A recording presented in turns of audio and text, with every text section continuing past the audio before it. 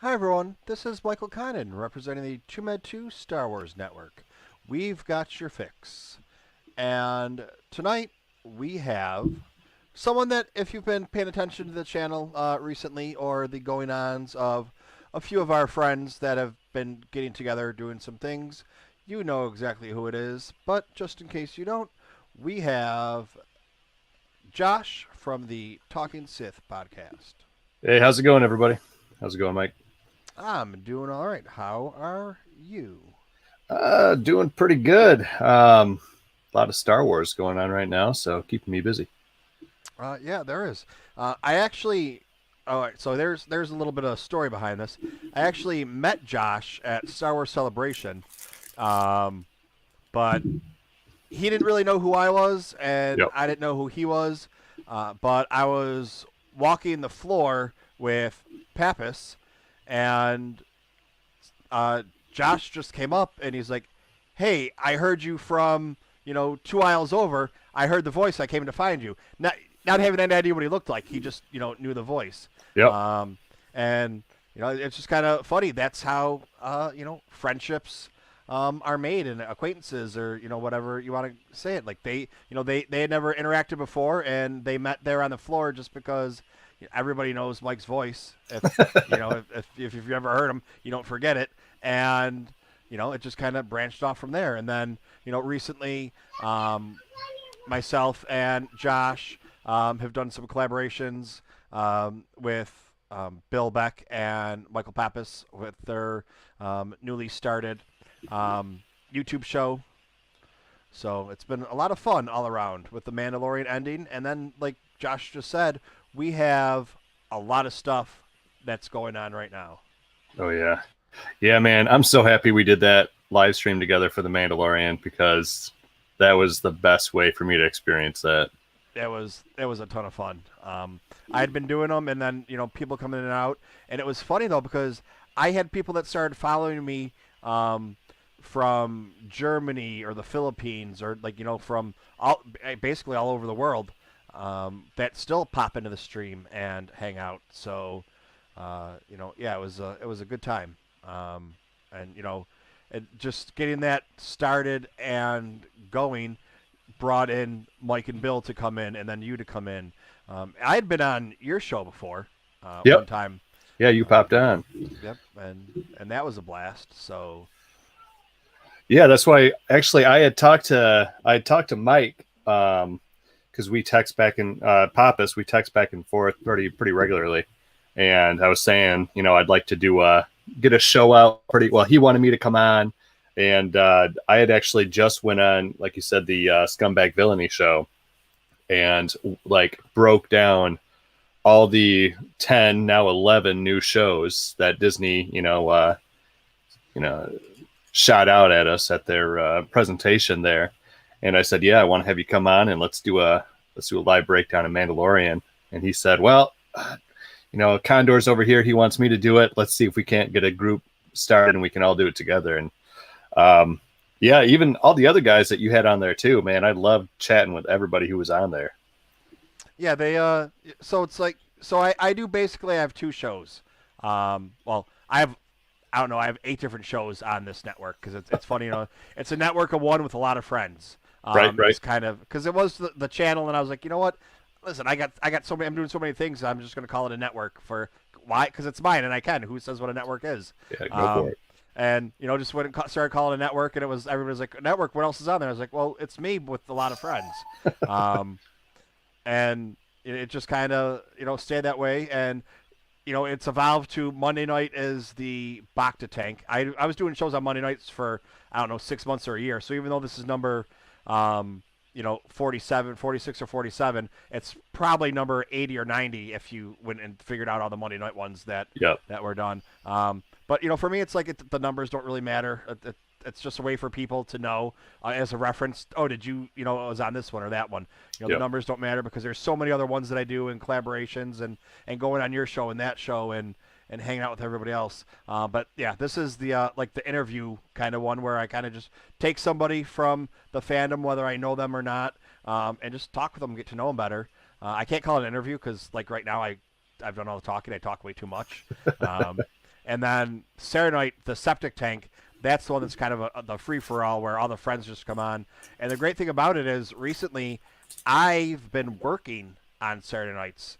And it started during COVID when I was out of work.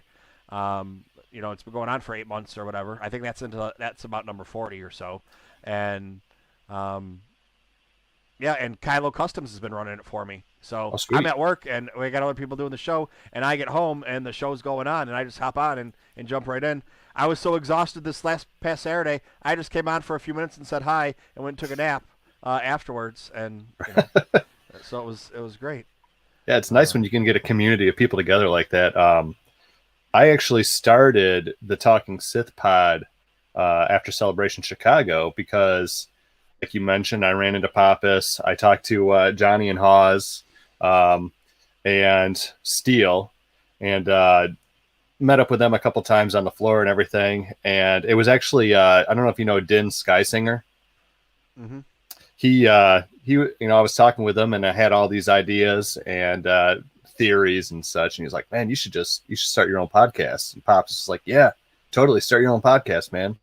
So I did. Me and my closest buddies that I've known ranging from kindergarten to 7th grade, we were all there together, and we're like, man, yeah, we just sit around and talk Star Wars all the time anyway. Let's just put it out there and see if anybody else is interested. But man, we live across the country. So when we started it, one of my buddies was in Utah. He moved to Oklahoma in the middle of it. My friend Casey lives out in California. My other buddy Sean lives in Findlay, Ohio, and just trying to mesh all our schedules and get it together. It's been a struggle, but that's why, man, yeah, just knowing that you have I've been busy a lot lately too. I'm trying to expand my business and such, but yeah, definitely love to jump on here more often with you guys. The septic tank sounds awesome. Yeah, it's every Saturday at 10 Eastern Standard Time. Everybody's welcome. We have people that, not that they don't get along, but completely polar opposite views of, Star Wars and things like that.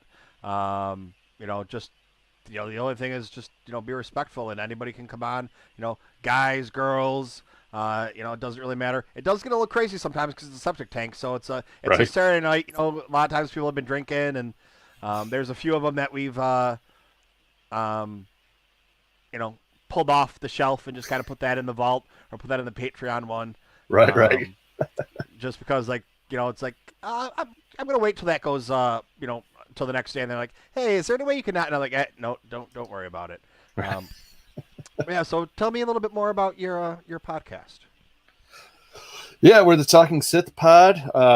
Basically just get together, and it started off as a speculation for episode 9 kind of thing, going to Celebration. All of us were there together. We got into the main show, the main stage for the episode 9 panel, got us pumped.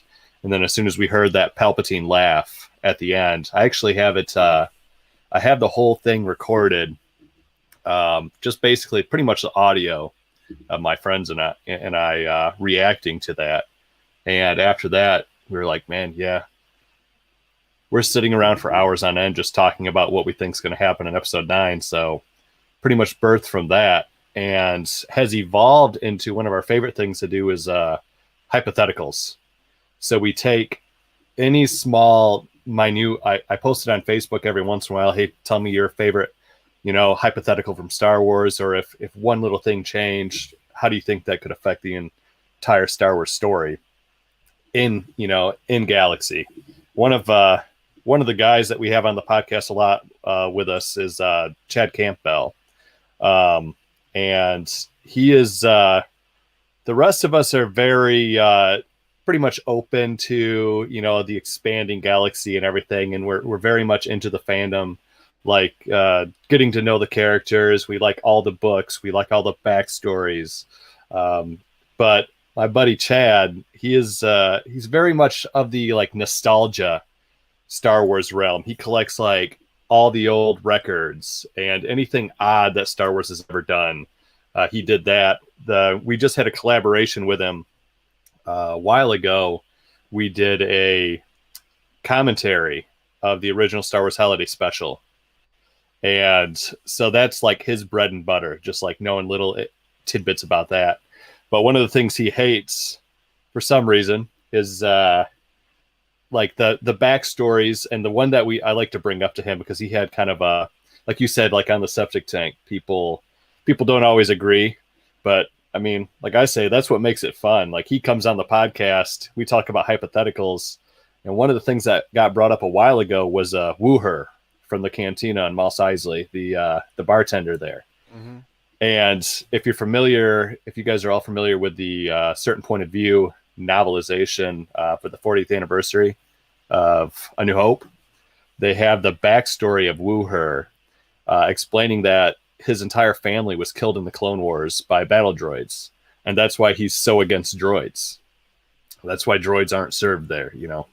And Chad just hates stuff like that. He's like, why? Why do we have to have a backstory to why this guy doesn't like droids? It's just a line in a movie. And I'm like, man, no, it's more than that. Like everything in Star Wars, if you turn the camera slightly, you know, there's just as interesting of a story that somebody's filled in, you know, just to the side, Wooher included. All right, so here, this just popped into my head. So here's our hypothetical that we have right now. All right. Ventress kills Dooku and becomes a Sith apprentice then, because this is something that I've heard people talk about. Well, Ventress, and Ventress wasn't a Sith. She was being trained in the Sith arts by a Sith, but there's the rule of two. You can only have two. Palpatine may have fudged that a little bit because he might, I don't know if he really fudged it or he just had people already lined up and knew and was, getting them, prepared because he had Anakin going. Even though he had Dooku, was it in the plan that Anakin was going to kill Dooku to take him out, or did it just happen to be the way things happened? But anyways, all right, so Ventress kills Dooku and becomes the Sith apprentice, or the Sith number 2. How does that change from Anakin then when Ventress now goes to kidnap Palpatine? And now Anakin, Ventress is now going to fight Anakin and Obi-Wan instead of Dooku for their rematch. See, I almost think that it wouldn't work out as well for Palpatine because, Anakin has this grudge, this huge grudge with Dooku. He's got something to prove. He's had several dealings with Dooku at this point, and every time he just ends up being somewhat embarrassed by him. If you look at the Clone Wars and all the interactions they had, it's only intensifies this like grudge match between Dooku and Anakin that they have. So, man, if Ventress was the Sith apprentice at that point, I don't know that Anakin would even be tempted enough to like behead her like that. I definitely think that he would have bested her, but man, I don't think so. I don't think that it would have worked out in Palpatine's favor. So at that point, Anakin doesn't turn to the dark side. At that point, anyway. So Palpatine's got to pull, because I think that was a major move, and I do think that Palpatine had that planned. That's one of the things that comes up on our podcast a lot too. Is we did one of our first episodes. We did a character breakdown analysis of Sheev Palpatine, the grand master behind all the plots in the Star Wars galaxy. And the question was like, how much is reaction and how much is like his foresight and preparation? So what do you think? What do you think, Condor? Do you think that he had planned for Dooku to die then or die eventually, or what? Rural Farboy took 50 minutes for someone to notice or to mention that we have the same background. No, it was it was unplanned. I came on, he came on. The backgrounds were the same, and we're like, okay, let's leave them like that. And I was, I switched it for a second to a different background, still the Millennium Falcon, but it was just a different Millennium Falcon. It's off to the. I think it actually has it. Well, I can show you guys which one it was, because the power of awesomeness that I possess, it was this one is the one that I switched it to. Yeah, so I'd be right behind you technically. Yeah. So it's just a different it's just a different point of view. Yeah, hey, many of the truths we cling to. But we're gonna put it back here because that's what we wanted to do. And But hey, Roller Farm Boy, big fan of yours. I've just hearing you on tons of podcasts for forever. So awesome just to be in interaction with you one way or another. yeah, in the chat right now we have Kylo Customs, who you've met. We have Rural Farm Boy. Scarif Scuttlebutt was in here. I don't know if Roe's still here. He might have just hit and run. Spencer's here. Gibby the Great. Lee Oliver. Mrs. Ben Solo, who it depends on the day what her name is. She's like the Sybil of Star Wars names in here. But yeah, so all right, I don't know because that just popped into my head. I don't know why it popped into my head. The whole Ventress thing. Oh, we got the Australians in the house. What's happening? Where did he go? There he is. Put Kylo Ren in the back. So let's see. That just popped in my head. I didn't really. There wasn't like I've been thinking about it or anything going on. I agree with you with the hate for Duke that Anakin had for Dooku. And then basically decapitating him. Not being the Jedi way, and him knowing that he shouldn't do it, but you do it anyways, just because he hated him so much. And he took his arm, you took his head. It just kind of like makes sense. But I think they could have made an interesting dynamic with Ventress doing something, because they have a little history from the Clone Wars, especially Ventress and Obi-Wan. Oh, yeah. So it could have been something along the lines mirroring what happened in Episode 1 with Ventress, killing Obi-Wan, but he doesn't really die. Obviously, he can't die because we need him in the later on stories. But, Anakin thinking that Obi-Wan's dead. Because they're, Obi-Wan and Ventress are just sitting there toying with each other back and forth with their little flirty, quipping that they have with each other. And it appears, or Anakin thinks that she's killed Obi-Wan, and, he just goes completely berserk on her, and just all the rage and hate comes out of him. So it's not necessarily the, one thing where he's contemplating, should I do it? Should I do it? And then you get the do it. Right. Do it. You just get him going completely nuts on her and, destroying her. And then she's just laying there on the ground and he's on top of her. And it's like, then you can have that situation of the do it thing. But he's already let out all of his rage. So, anybody that's ever been really mad before, has ever seen Red, where you just kind of like, maybe you were in a fight before and instead of just punching the person one time, you punch them multiple times and you just don't stop. It's kind of like that. And that takes, rage takes a lot of energy out of you. So he could just be standing over there like all raged out and then just be like, do it, and just like, okay, fine, just kills her anyways. So, you might still have the same effect. If you want to talk about like that being like the pinnacle point of why you need Dooku. Doo-doo. Count Doo-doo. But you think that was planned out then? You think Palpatine's more foresight or reactionary? I think it's both, but we also know that Palpatine has his shatter points Yep. that he sees every possible outcome, and a lot of times people are like, "Well, what do you mean he sees every possible outcome?" And I equate it to Doctor Marvel, Strange. Doctor Strange, where it's like this is the only way we can win, Yep. and so, but with the shatter points, it's not so cut and dry. Right. It's because you do one thing and all these different. It's literally a spider web can happen because of it.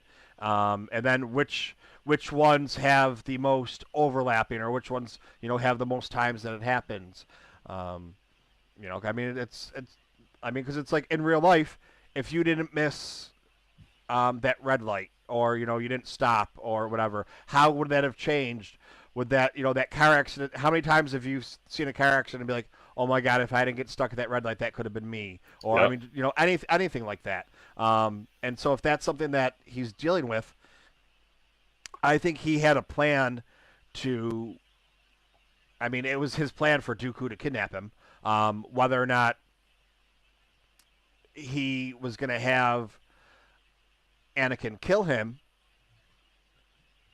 I don't know.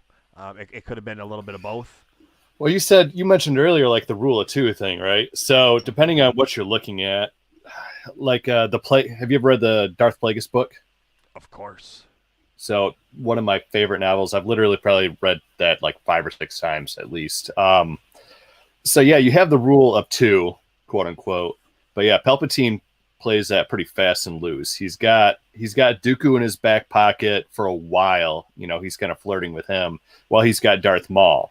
And then if you go by the Plagueis novelization, he is the apprentice to Plagueis when he receives Maul and he's training him, and he's just an assassin at that point. So he literally, if you look at that canon or that at Legends, I guess, Maul rose up the way that you're suggesting Ventress could have. You know, he went from being the assassin, the right hand man of the apprentice, to becoming the apprentice, and then he just gets discarded for Dooku, and you have Dooku who gets discarded or is just there for a point until you get Anakin, but then you have all the we could talk about the Sith Inquisitors too, like how like that's really stretching the line pretty thin for rule of two. You're essentially training them in the same ways, but you're just keeping them from knowing quite as much. But isn't that what the Sith masters always do? They don't want their apprentices to learn everything from them, because as soon as they do, it's like game on, and that's when they really got to prove if they're still worth their lead to be the master. Yeah, but I mean I think with the Inquisitors, a lot of the Inquisitors were Jedi that turned bad, so they're already Force users, are already trained. Yep. It's not like they're going and finding people and making them the Inquisitors uh, that way. I'm sure there's probably a couple here and there that's what happened, but I mean, for the most part, it's like that's how they explained some of the Jedi that survived, that they turned Yep. them, um, you know, to the dark side, or they already had enough of the dark side in them that it wasn't really that much of a turn for that to Yeah. happen. I keep waiting Um, for Barisoffy to pop back up in something. what Barisov? I'm missing. She's the apprentice to Luminara Unduli, the one who Okay, framed okay, Ahsoka. okay. Yep. All right. Yep. Yeah. I knew the name sounded familiar. I was just like, yeah, because she was Ahsoka's best friend, and Yep. um, just not a very Jedi person. No. Um, but Well, yeah, she with became disenfranchised, which I agree with a lot of. I think that's what the Clone Wars main point was to show that the Jedi had lost their way. which that's a perfect segue to go into the High Republic that we have now. Um, we've gotten two books and a comic book out of it so far. Have you read the books yet, or partly? I have read. I've read Light of the Jedi, and I've just started. What's the second one? Into the Void, or um, the young adult novel? Yeah. Um, Let's see. Trying to pull up my Audible. When I say read, I don't actually read anything. yeah, Oh, that's the same way. That's the exact same way I am. A Test of Courage. A test. Okay. Yeah, Yeah, but I did finish into the Light of the Jedi, which two thumbs way up. I just started, um, or I'm just about to start part 3 of that. Um, Not that I ever would, but I did the first part the one day at work, and I did the first or the second part the other day at work. And tomorrow when I go in, I mean not me, somebody else might. I'll do the third part and get it done, um, or close to it. I'm working all first shift um, this week, and I won't have anybody bothering me for the first 2 or 3 hours, 4 hours that I'm there. So I'll be able to get, a couple hours in at least each day. So we'll see how that goes. And so I should basically be able to finish off those 2 books, um, and then I'm off again. I was off today, then I'm off next Sunday, I think. I don't know, but whatever it is, I'll try to go pick up the comics. There you go. We'll have 2 by then that have come out. Um, or I have a comic book store that's by my house. I can stop on the way and home from work and make sure that they have one or both copies waiting for me for next week, or sometime this week. I usually like to go to Midtown Comics here in New York. There's 3 or 4 of them. Um, you know, they're good. They're big. If they don't have something, they can get it for you the next day. They'll mail it to you. Yeah, it's a it's it's a small. Well, it's a big comic book shop. There's 3 of them. I mean, it's actually pretty huge compared to Okay. like a mom and pop one.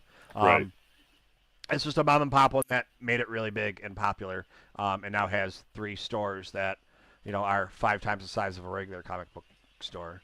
Okay. Um, yeah, but but they have everything there, um, and if they don't have it, they can get it for you, and um, you know if they don't have it and can't get it for you, chances are they know someone that can. So, yeah, like Spencer said, support your local comic book store. It is a local comic book store. They just kind of blew up and got big and turned into kind of a toy store too. But yeah, it's not Amazon or ordering from other sources like that. So I still feel pretty good about ordering from them or going in there and getting stuff from them. Um, Yeah, I've got to but pick. I gotta pick that up soon. The comic. I haven't been back into my little comic store that I usually go to since like COVID. All COVID broke down, so make the um, trip out there and start getting those comics. Because who's writing the comics that are out um, right now for? I I don't know who's I writing know them. there was a big shuffle because like Charles Soule has done a lot of the comics, Yeah, and he wrote the book. they mixed everything up on us, which is, I mean, it was pretty amazing. Let's see, High Republic. I don't know. Maybe somebody in the chat has it.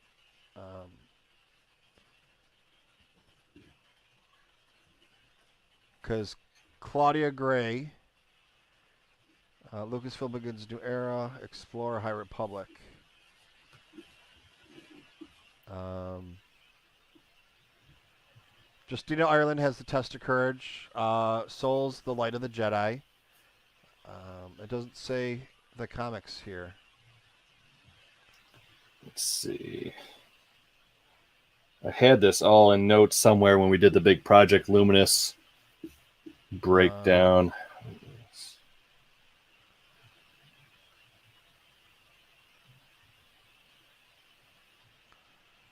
yeah, I don't know. I had it somewhere. Also, or it was at my fingertips, or should have been. Kevin Scott. Star Wars: The High Okay. Republic is an ongoing comic book series written by Kevin Scott, published by Marvel. He's also doing the oh, my green screen just went funky. He's also doing the next big book, isn't he? The follow up to the Light of the Jedi. I'd have to check on that. Claudia Gray is doing. I had it an all-in-one shot where everyone that was writing and everything how it was, um, but of course, I didn't have it ready for today. Um, that's the trailer. Claudia Gray's book. Trailer. Everything's trailer. Um, digital sampler. Data bank. All right, here we go. Novels and comics meet the authors. Charles Soule is doing. Oh, it doesn't say what they're doing. Well, I don't know. The list of them. Yeah, it just has them all. I don't know where. I don't know what I know what I'm looking for. I don't know where it is though. Right. But yeah, we'll find that at some other time. But yeah, they did. That was the thing. They did the shuffle, and have things all kind of out of whack with what you expect. And then the next one coming out is February 5th, I believe, or the beginning of February. That is the Claudia Gray book. I'm super excited for that. I love Claudia Gray. Yeah, her. What's it? Lost Stars, right? That's the first Yep. one that she did. That is one of my favorite Star Wars books as well. I've listened to that one several times. Although the one gripe I have about Lost Stars, nothing against the guy who narrates that one, but I'm spoiled by Mark Thompson. So just anything that he's not doing all his incredible voices for, or who's the other one that does a lot of the audiobooks? I know he did Claudia Gray's Master and Apprentice, and he did a really, really good job. Does anybody know who does the other, who narrated Master and Apprentice? He did a really good Qui-Gon. Let's see. We're all fake fans here. Normally I can just reel this stuff off, but you put me on the spot, and Yep. That's like if we're just having we are having a casual conversation, but when we're not trying to think about it, or it doesn't really matter, off the top of our head. Mark Thompson. Who's the other one, Rural Farm Boy, that does a lot of the audiobooks? But here, this is what I just found really quick, for the High Republic. I didn't do any of the free digital samplers and stuff like that. I was like, it's coming out soon enough. We're okay. But we have already out. We have the High Republic right here, Light of the Jedi by Charles Soule. We have the Great Jedi Rescue, which is the really little kids book. That is not an Audible, but I'll probably pick that up just to have it. Just because. Why not? It's $8, I think, on Amazon right now. The Test of Courage, which is the children, or not the children's, the young readers one. And then we have the first issue of the High Republic. That's by Kevin Scott. My buddy, if you watched last week's Bacta Tank, it was supposed to be Chef Gray, but her husband, who's appeared on the show before, he's the real Star Wars fan, and not saying that she's not a real Star Wars fan, but she's into Star Wars. I don't know if it's because of him, but she's not as crazy as we are about Star Wars. So she came on and talked to me, had a couple questions, but him and I got into some more deep canon conversations. But he's a really big comic book guy. He does a Marvel comic book podcast, and he said that this one was just all right, but it's to each their own. We'll find out. right, we'll see. Because I'm going to be picking it up. Also, I don't know if I have any of them here. George Mann, who did um, Legends, Dark Legends, that the horror book or whatever it was that just came out Dark recently. Legends. That Oh, is that like the myths and fables, like the Yeah, others, like the yeah, dark side of that? he did Myths and Fables. He did Dark Legends. I actually interviewed him. He did Myths and Fables, and when I interviewed him, he told me. I asked him. I said, "Was there anything that you know?" Or he said he wrote about 20 stories, and only 9 or 10 of them made him in. I said, "Oh, are we gonna get like your stories that didn't make it? Are we gonna get those?" And he said that sometime in the future there's gonna be a Dark Legends. I don't know if he called it Dark Legends or not. And he said that's already in the works, but he can't really talk too much about it. Um, Mm. and so some of those stories that were in this Dark Legends were from his myths and fables. They just didn't want to use them because they wanted it to be more of happier stories than like the horror stories, I Dark guess side. you'd say. I started buying some comics because he's doing a comic book series, and then Kevin Scott is doing. Is it Kevin Scott or Charles Schultz? I don't remember. One of them is doing another series, so I started picking up those comics, which aren't Star Wars related, except for their authors do some Star Wars content.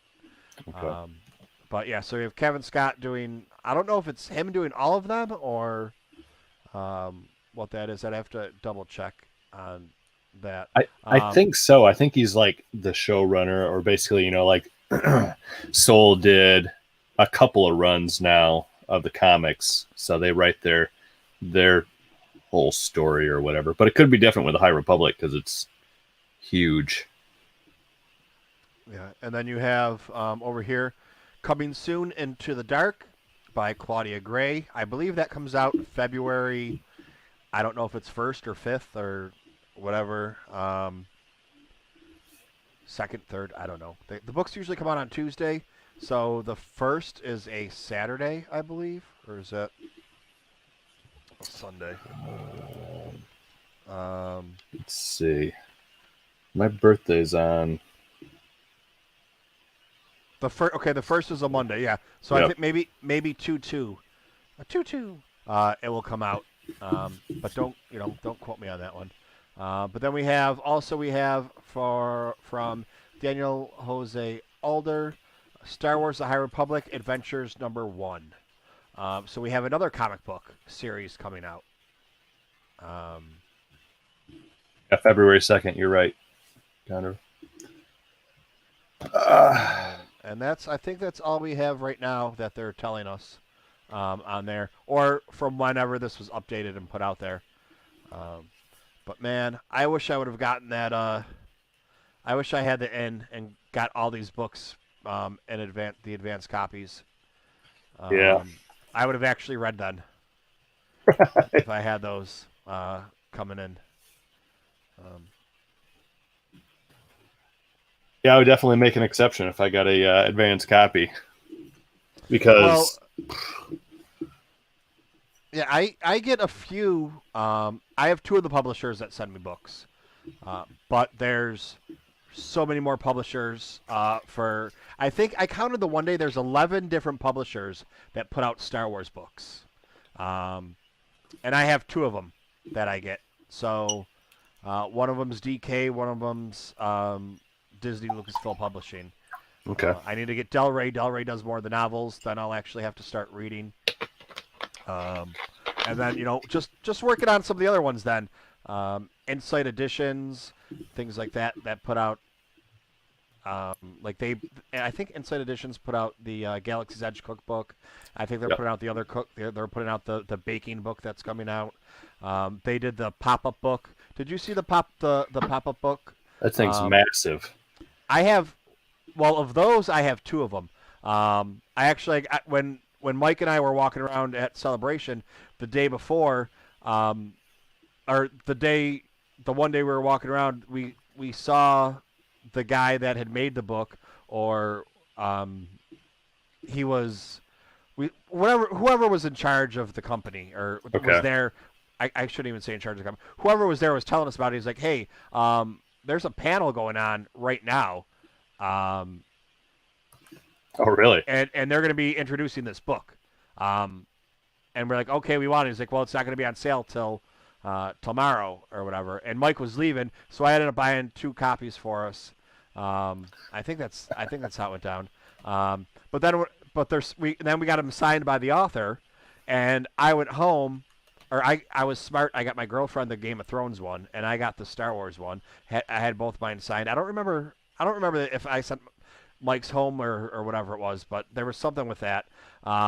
Me doing something with that. I don't even remember what it was anymore. It's been so long ago, and I got mine signed. But then I was like, I don't want to be opening in this book that's signed, so I ended up buying another one of those books after Celebration, so that I could like open it up and play with it, and if it gets ripped, okay, it's not that big of a deal. It's not the signed copy.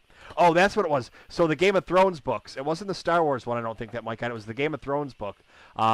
He was going to get one, and I was going to get one, and I think they were like $80 each. And the guy's like, you can get it for $60 or whatever. And like, I was like, what if we could get 2 of them? Can we get two for $100? And the guy's like, yeah, why not? Oh, man. But there was other people talking. Everybody knows Mike, and he's always, the $20 guy. He's always trying to $20.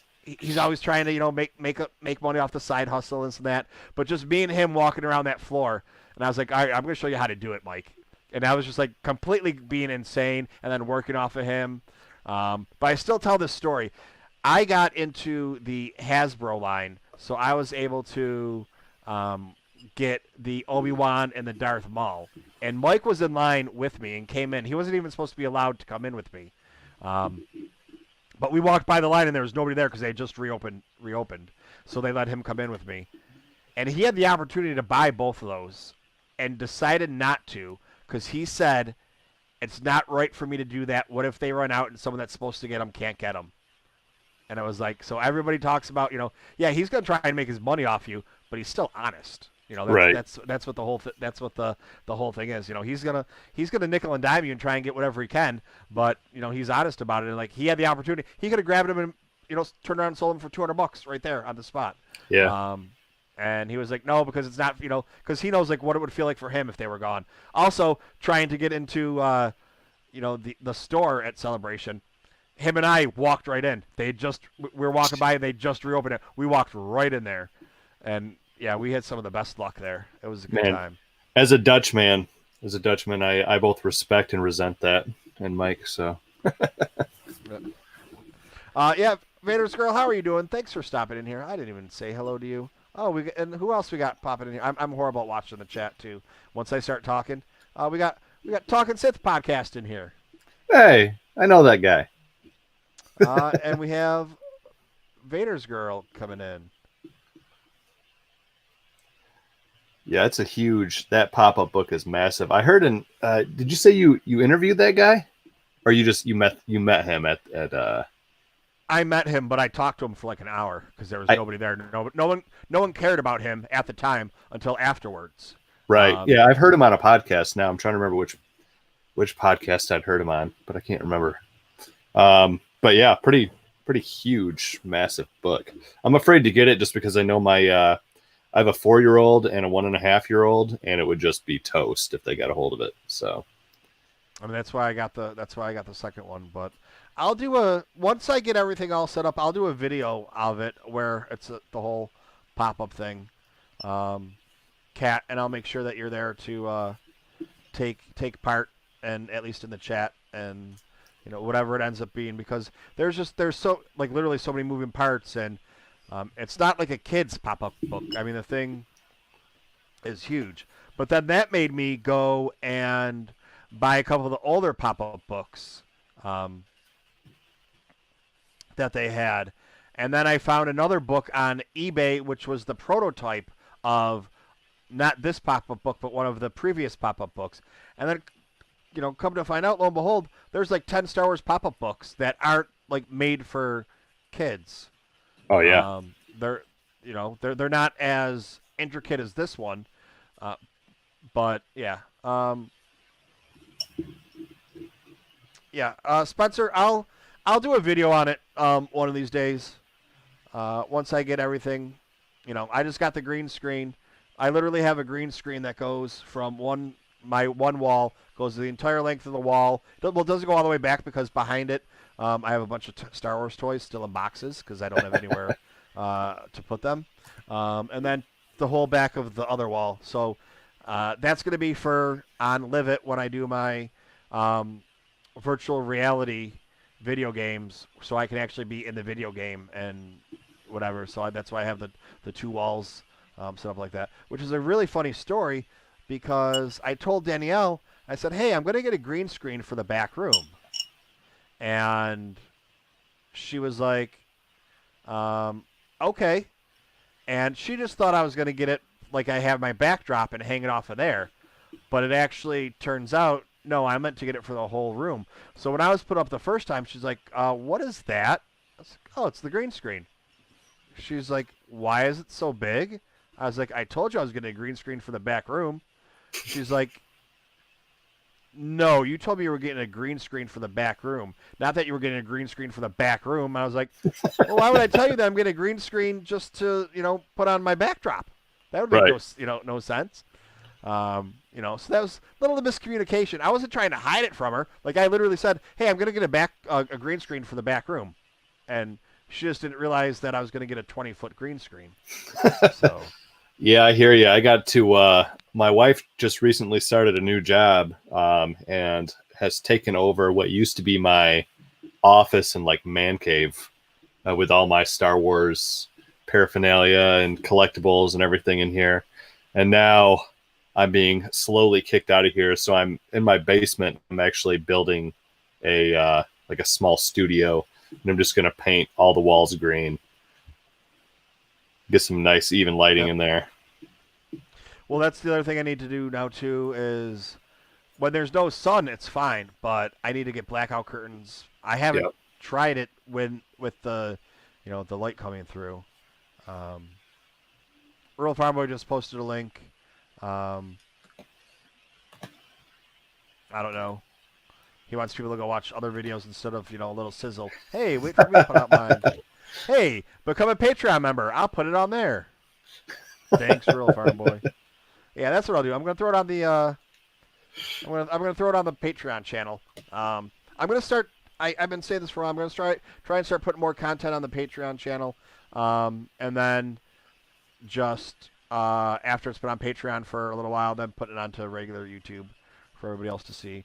I just have so many. Like I have over 200 books. I have also the big, huge 40-pound. The archive? Yeah, the archive. I have that. I picked up the archive mini edition. The red archive, which does the prequels, is on its way. Yeah, so there's just so much stuff that I have that I want to do. It's just trying to find the time to do it. Yeah, but I'm lucky because since I started Live It, I'm doing well enough on Live It that I was kind of like able to say, hey, I need more room. I need my own space for streaming and doing my stuff. And it's like, hey, I'm doing well enough that it will take care of, how I do on there will take care of the rent for this room, basically, if I were to rent it out. So and this is my room now. It's a really expensive room, but hey, it's and of course it's not my room. It just happens to be all my stuff is here. You got to get yourself a volume. That's what we need next. Let's work on that. Well, I saw somewhere on maybe Instagram that they have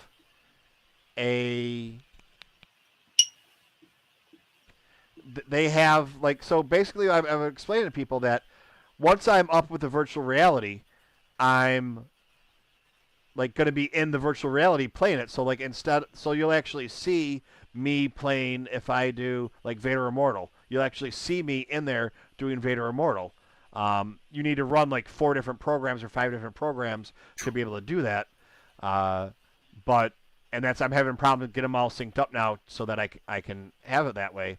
And you got to do like reverse green screen or like the green screen, but you have to have it reversed so that you can, I don't know. That's why I'm having trouble doing it, but I have some people that are supposed to be helping me.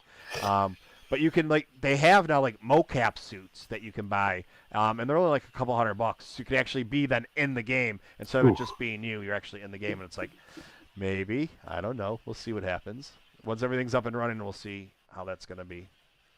But speaking of virtual reality, I know I'm not the only person here that has been dabbling with the Oculus 2. Yeah, I was just gonna say, you mentioned Vader Immortal. I got the Oculus Quest 2 for Christmas, and honestly, I never buy anything for myself, so I never planned on getting it. And it's kind of the irony of the gifts I get from my wife. I always tease her about it because she bought me the Xbox One when it came out, and she both complains when I play it, and if I don't play it enough, she complains that she bought this really expensive thing for me and I never play it. So kind of a catch-22 there. But yeah, I had never I didn't plan on buying, a VR headset for me or anything like that anytime soon. So I watched Vader Immortal, all the Vader Immortals. So I know the entire story because I was like, I'm never going to get one of those. And now I regret it because I did. I got all three of the Vader Immortals, and I got the, what's the Galaxy's Edge one that came out not too long ago? There's some Galaxy's Edge game that I got on there too. Yeah. The Tales from Galaxy's Edge. Yeah. So I got that one too. I've been playing through that because I already know the Vader Immortal story. So unfortunately. Yeah, I've been playing the Galaxy's Edge one, but I unloaded it, uninstalled it, and reinstalled it because I don't know how far you got, but have you gotten to the part where you meet C-3PO? Okay. No. All right. Well, there's a part where you meet C-3PO, and you're supposed to do something, but for whatever reason, I can't do it. I don't know why. No one can tell me why I can't do it. So I unloaded it and reloaded it, and I haven't gotten back to that part yet. Yeah, I'm actually stuck. I got stuck. I'm still on the ship, going to Batu. I've literally only had a chance to play it for 20 minutes. And I'm going down. I had to jump down and go do the whole inventory, scan the inventory thing. Yep. And I can't get back up. So did you? All right, I'm going to tell you right now if you want me to tell you what's going on, because I had the same issue too. You go down and you scan the one thing towards the back, the droid parts, then you go to the other side and you have to scan another crate. And where that other crate is, you have the 3 training balls, but you can turn them from being training balls to whatever. Directly across from that, you have to scan that case. Okay. And pull. There's a hovercraft in there, or a hover thing. You have to pull that out of there. Okay. Which I couldn't figure out how to do. It took me forever until I realized, because I was playing the game sitting down, and you have to set your Guardian up. My Guardian, I couldn't go through because it was too far behind it every time I played. So I actually had to play that part standing up to pull it out the first time to get it to work. And then you just, whatever it is, it's the one button, and it just puts you up in the air, and then you can jump onto the other part. But yeah, that was, probably hours, because I'd go back and then try again and try and figure out what I was doing wrong, and then try and figure out what I was doing wrong. And then I talked to my buddy who, he's the VR guy. He gets free copies of stuff from VR to do reviews and things on. Which must be nice. But he's like, well, yeah, you got to scan it and pull it out. And I was like, I can't. He's like, you got to change your Guardian then if you can't do it. And I was like, okay. What? Yeah, because it's there's so many things that never have in VR before that are common sense to now would probably be common sense to me. Or when I started doing the playthrough again, just flying through it. But yeah, it's the same thing. It's really weird because it's not like a regular video game. There's just so many things you can do, and yeah, it's like virtual reality, man. Yeah, it's sweet. I actually I had my parents try it out. they come over and watch our kids for us. So when they came over yesterday, or when I got home, I had my dad and my mom try it out, and they were tripping out on it a little bit. But yeah, it's awesome. I wish that I don't know how the dynamics work, or like how the technology actually works, but I wish that you could play, like, how hard would it be to play like older video games in VR? Like, in my mind, like, the video game should be aware of the entire reality around you anyway.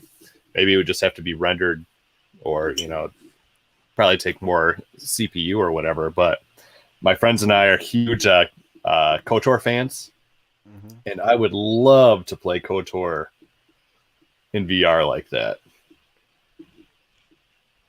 Talk about immersive and go anywhere.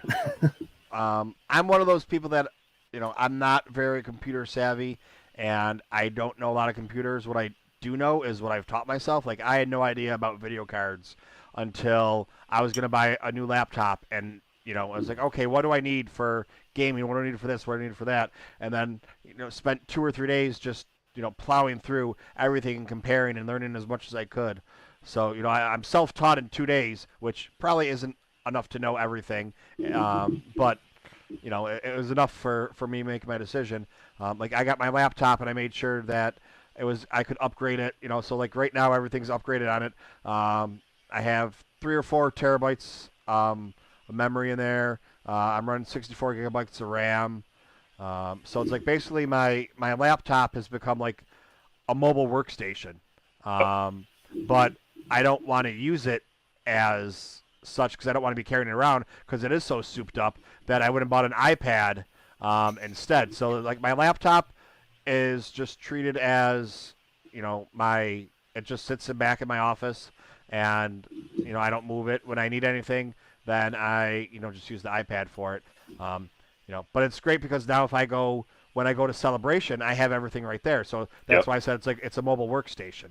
Because my laptop is better than most people's desktops. Right. But, that's the way I got an open. I mean, there's another long story in it, but I got an open box, so it was half the price, so that I could then add all the stuff into it. So instead of spending $5,000 on a laptop, altogether, it cost about half that or a little bit more. It's not too bad. Yeah, Spencer said that it takes way more than you think to convert a game, I guess. Which I figured. So now there's a question there about me playing Vader Immortal. What is your view on Vader Immortal? You've played Vader Immortal already. Who, me? Yeah. I haven't played it. I own it, but that's what I was saying. I kind of spoiled myself for it. I watched all the videos of it a while ago. So and I'm a little bit hazy. I'm going to go back in and play it, but I hadn't experienced the Galaxy's Edge thing at all. That's why I started with that one. I like Vader Immortal. I like the story of it. Have you played it? I have not played it. I'm waiting to get my green screen all set up. I'm waiting till I get everything all set up, and then I'm just going to just go on and be like, here you go. Here's me streaming it. And some of it might actually be like the green screen. So like, let's say like Vader Immortal is back here, like the Millennium Falcon is. Depending on how it is, if I can play it sitting down, so I'm sitting here like this and have it going on, or I can play it standing up, so I'm actually in there. But you're gonna see me in there, doing whatever. That's why you need a couple cameras. You need to have everything set up. That's why you need to run, the regular program. Then you have to have stuff going, interfacing between the computer and the Oculus, and then you need another program running for this, and then you need something else going for that, and so you got to get Ahmed Best and Andy Serkis to come over and just show you the ropes. Yeah, like the two Godfathers. That's the next step. Yeah, right. There you go. Yeah, Spencer said playing it is way more fun than watching some of it. Yeah, I'm looking forward to playing it. I just need to.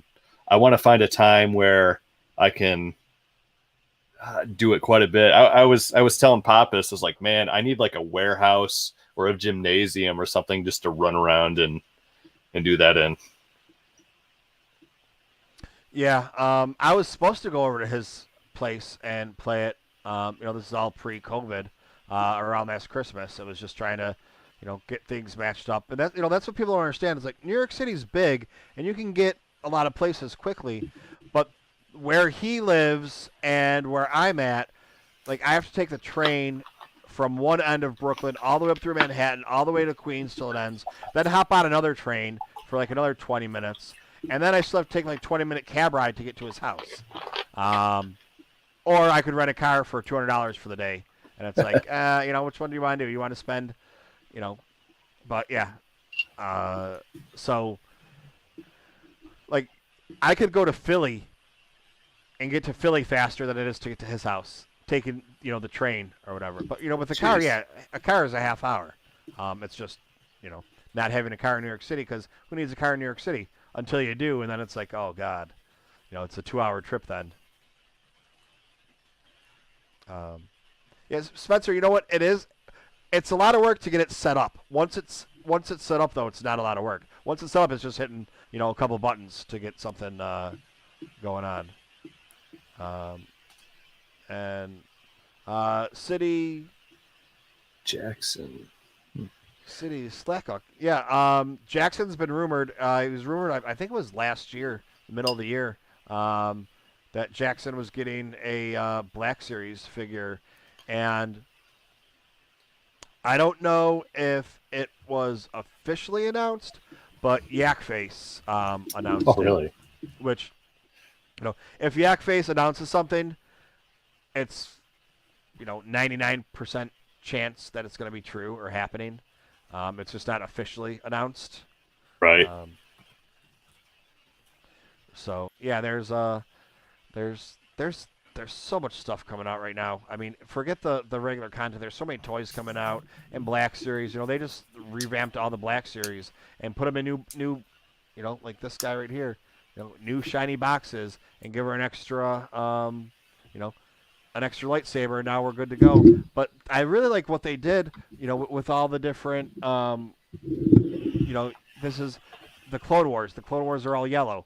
So Yep. you see one and so it doesn't really matter that they're numbered, or this is number 2 of the Clone Wars series. Yep. So they're much easier to track and keep place of, and that's where I've gotten into I don't have all of the older Black Series, or the ones in the black boxes, the Black Series, but Pappas and Araj are the ones that got me going on collecting, because I had never collected anything, and then I was hanging out with them at New York Comic Con a couple of years ago, and I came home and I was like, oh, maybe I'll just buy a couple of these things off of eBay. Oh, maybe I'll buy a couple more. And 50 or 60 Black Series later, I kind of got a collection going of it. But yeah, it comes Slippery slope. Yeah, now I'm at the point, like, do I want to keep those old ones, or do I want to get rid of the old ones and just keep getting all the new ones? Because I don't really have enough room to do both, or for all of them. And it's just kind of like, I'm way too sentimental. Like, once I get something, it's like, I don't want to give it up.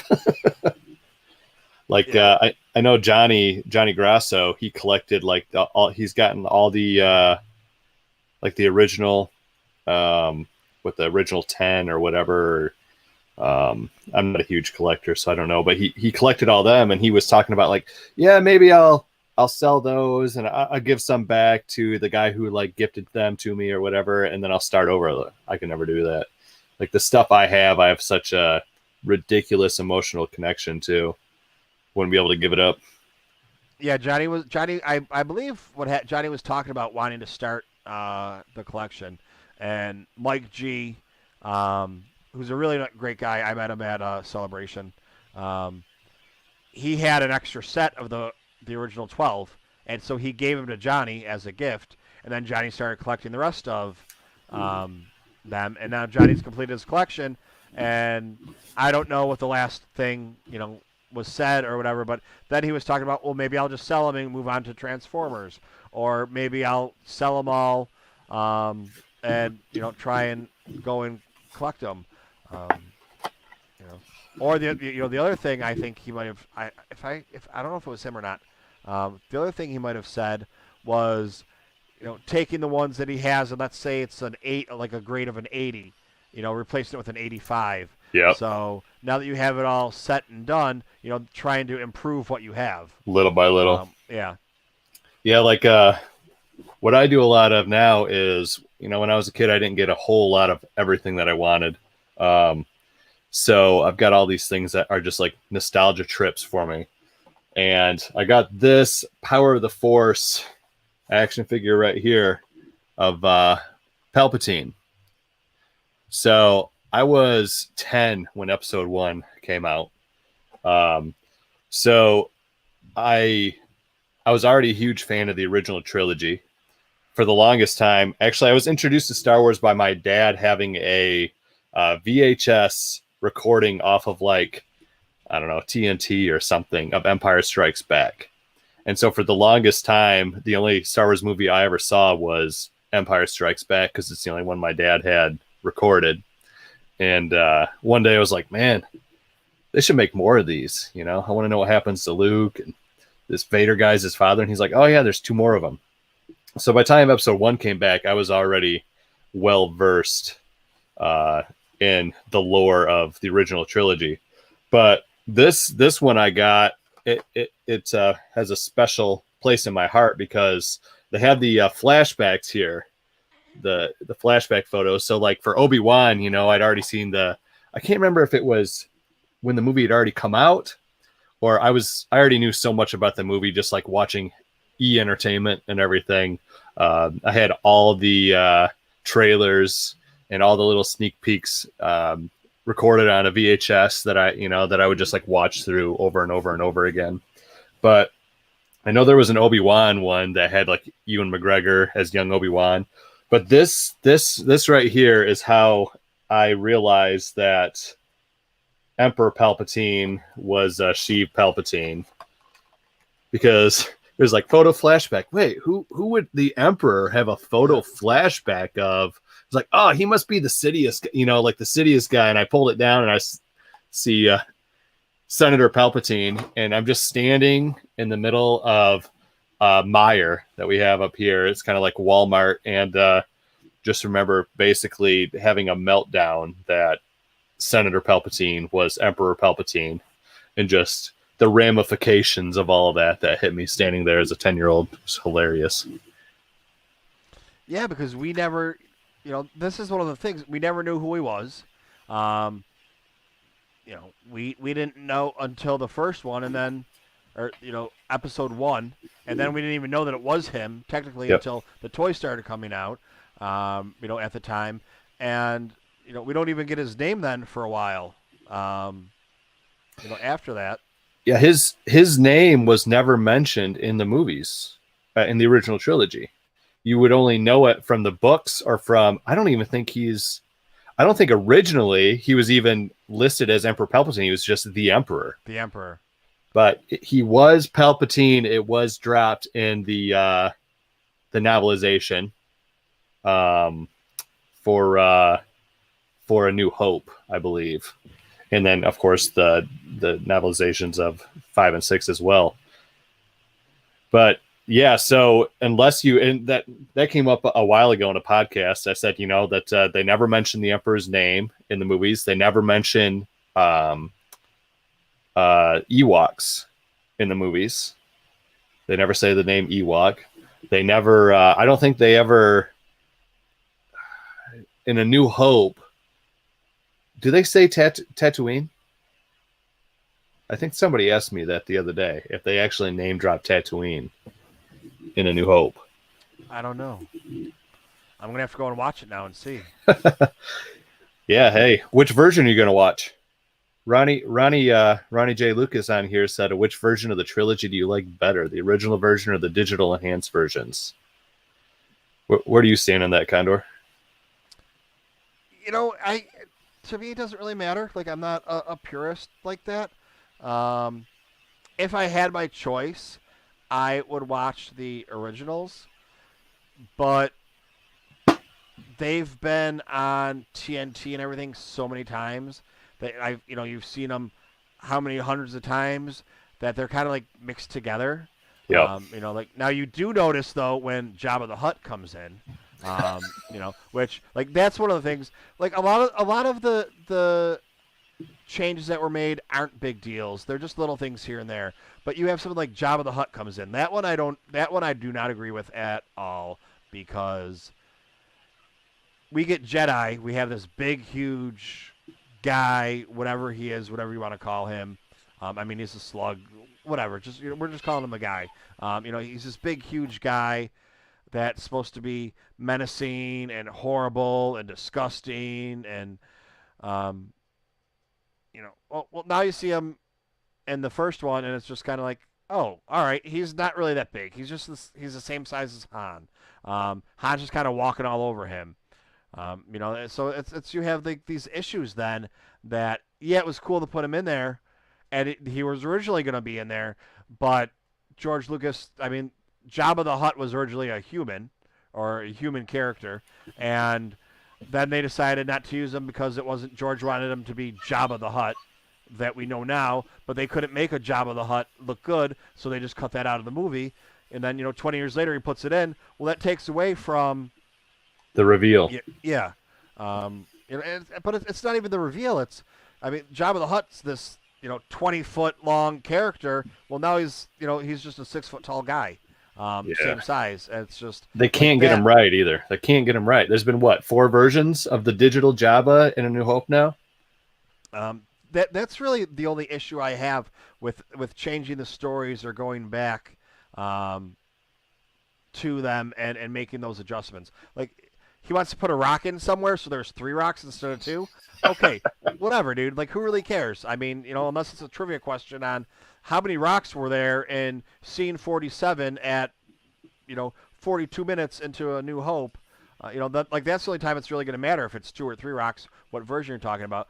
But when you're like pretty much changing the whole story, but you know what? It's the way it is now. So yeah. I think for me, the special editions are my nostalgia trip because yes, I was introduced to. I didn't know them beforehand, but I only had like a couple of years of them before that, and like I said, they were like bootleg versions off of TNT or something, So seeing them when they came out in 1997, and so that for me, just because of my age and how I was introduced, is my nostalgia trip.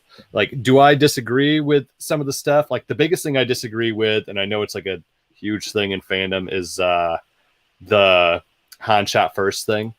Like I don't understand why that change was made. It never looked great. Like Han didn't shoot first. He shot. He was the only one that shot. So I do enjoy that. I actually enjoy, I don't know if how many of you guys are familiar with Addy Wan's Revisited Star Wars edits? You ever heard of that, Condor? No. If you haven't, you should look it up. It's this guy. He's on Facebook. He goes by Addy Wan. And he's gone through and did a special edition of his own. So it's kind of like the despecialized versions, but he's tweaked things a little bit differently here or there. He actually made like the Battle of Hoth bigger and fixes some issues in just like little bitty things. But like one of the things he did for the Empire Strikes Back Revisited was he took, so like this is one of the things that they've changed several times too, right? So when Empire Strikes Back first came out, Palpatine was portrayed by an old woman with chimp eyes, right? So then they went back, and after when did they change it? They changed it for the Blu-rays. Is that when they changed it? It was one of the first changes that they made. Because it's like him from, I know they shot it when they were doing like the episode 3 stuff. So it's like it's Emperor Palpatine episode 3 era. They replaced him with that. But Adiwan went in and made it look like, Emperor Palpatine Return of the Jedi like a year later, because it's a drastic difference between what he looks like in episode 3 compared to what he looks like in Return of the Jedi. Yes. So that's like one of the changes he made, that I agree with. He did the Han shot period. He gives Chewie a medal at the end of episode 4. Just little things like that. But that's probably my favorite way to intake the trilogy. So I don't know. I like some of the stuff. Like, one of the things that I do agree with the changes that they made was having Tamir Morrison do the voice of Boba Fett in Empire Strikes Back and Return of the Jedi. Like, that just adds such a level of continuity and connects all these dots. And now we have him back for Mandalorian and Book of Boba Fett, so it's even better. Yeah, the no. Let's see. Ronnie J saying, I got one, and in 5, Palpatine in the original version looks ugly, but I love the digital version in 5 and 6. Do you like Anakin or Young? Oh, yeah. What do you think of Hayden Christensen in episode 6? Yeah, see, like, once again, it doesn't really, that's not something that, affects me. And there's a large majority of the people that don't even know about, that it was old Anakin and not new Anakin. But, Right. I mean, it makes sense that you'd have young Anakin, because that was Anakin Skywalker. And then he became Darth Vader. Yep. So, like, I've had this, one of those things. It's like, it's still the same person. We're just calling him a different name. But, I mean, if you want to get down to, like, the force of it, he stopped being. It's still the same person. It's like someone that, finds Jesus. Still the same person, but, they've changed the way they act, the way they think, the thing, they do. Some of them do, some of them don't, but whatever. So, oh God, here come the Bible thumpers after me now. What am I doing to myself? There's always a couple good things that I got every show. But it's like, so when that's like when he stops being Anakin Skywalker and becomes Darth Vader. So to show him grown up, or at the end of the movie, it kind of makes sense to go back. I think. Yeah, that's another thing, just like the Boba Fett thing. I like Hayden being there. I think it adds to that continuity. The no, though, the Vader screaming no, yeah, I can do without that. Kind of ruins that moment for me. You've probably heard a little bit of this, Condor, just like in our chat that we have with Pappas and Bill Beck and everything. I have been, my friends and I, since 2006, since the year, I think it was 2006 that Revenge of the Sith came out. My buddies and I have gotten together once a year, and we have what we call Saga Day, where we watch all of the episodes straight through. And then in recent years, since 2015, when the new movies came out, we would watch all the movies, and then we would go see the premiere of the new movie straight afterwards. Now, because of that, it's gotten to be quite you can barely do that in a day, actually. So a couple of years ago, I started working on what I refer to as my friends refer to as the Roach Cut. So I've taken all of the episodic movies, and cut them up. And I actually tried to get rid of a lot of the establishing shots. Like, oh, here's Naboo. Here's some really nice scenic, this is the castle from this angle, and this is Theed from this angle. And then we go into the scene. So I'm kind of taking, and I kind of take a page out of George Lucas's book back in the day, where it's like you enter, and a lot of editors will tell you this, right? It's best to make it dynamic. You enter a scene late and you leave early. So you don't see the people entering into that scene or sitting down and beginning their conversation, but you jump in the middle of their conversation and you leave the scene before the conversation ends. So I started tweaking and trying to, you get like the main gist of the story, but you don't have every single little bit of, backstory and everything. And a lot of things I do like via voiceover. So like as they're explaining what they're going to do, how they're going to break into Theed and Phantom Menace, as they're talking about it, you see it happening. I do that several times. But yeah, we call it the Roach Cut, and I took all 9 movies and I edited them down into like a 15-hour movie, but I also presented it from Obi-Wan's point of view. So if you guys have heard of the machete order, that starts with like A New Hope, and then it goes back and jumps back and forth. So I present it kind of like that, where you start with A New Hope, you get your introduction to the galaxy, you get the first opening crawl, and it goes all the way up to Luke and Obi-Wan's hut. And when Obi-Wan starts talking about, before the dark times, before the Empire, it flashes back, and I actually got a voice actor to come in and do Obi-Wan to add some extra dialogue. And he kind of narrates for, through episode 1 and 2. And then it comes back to A New Hope. And then you get Empire Strikes Back. You hear Luke, I am your father. And then it goes, so you get that big reveal. So for anybody, like I plan on showing this to my kids and just trying to get hide as much of the story and present it as best you can for like all the big awe moments. But so yeah, it goes from that all the way to, again, Obi-Wan sitting on the log in Return of the Jedi and saying like, oh yeah, all this is true from a certain point of view. And then it flashes back. You see Revenge of the Sith. You see the fall of Anakin. And then we jump back in Return of the Jedi. You see the redemption of Anakin, Vader. And so yeah, for my personal Roach Cut machete order, having Hayden in there works perfectly. And then it goes into, of course, 7, 8, and 9, which I've also kind of added some things and tweaks and stuff. Like that's one of the things that I love.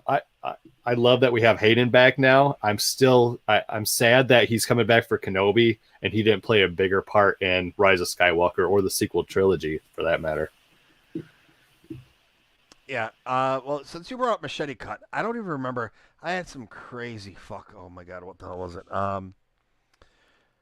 You start with. We were talking about it.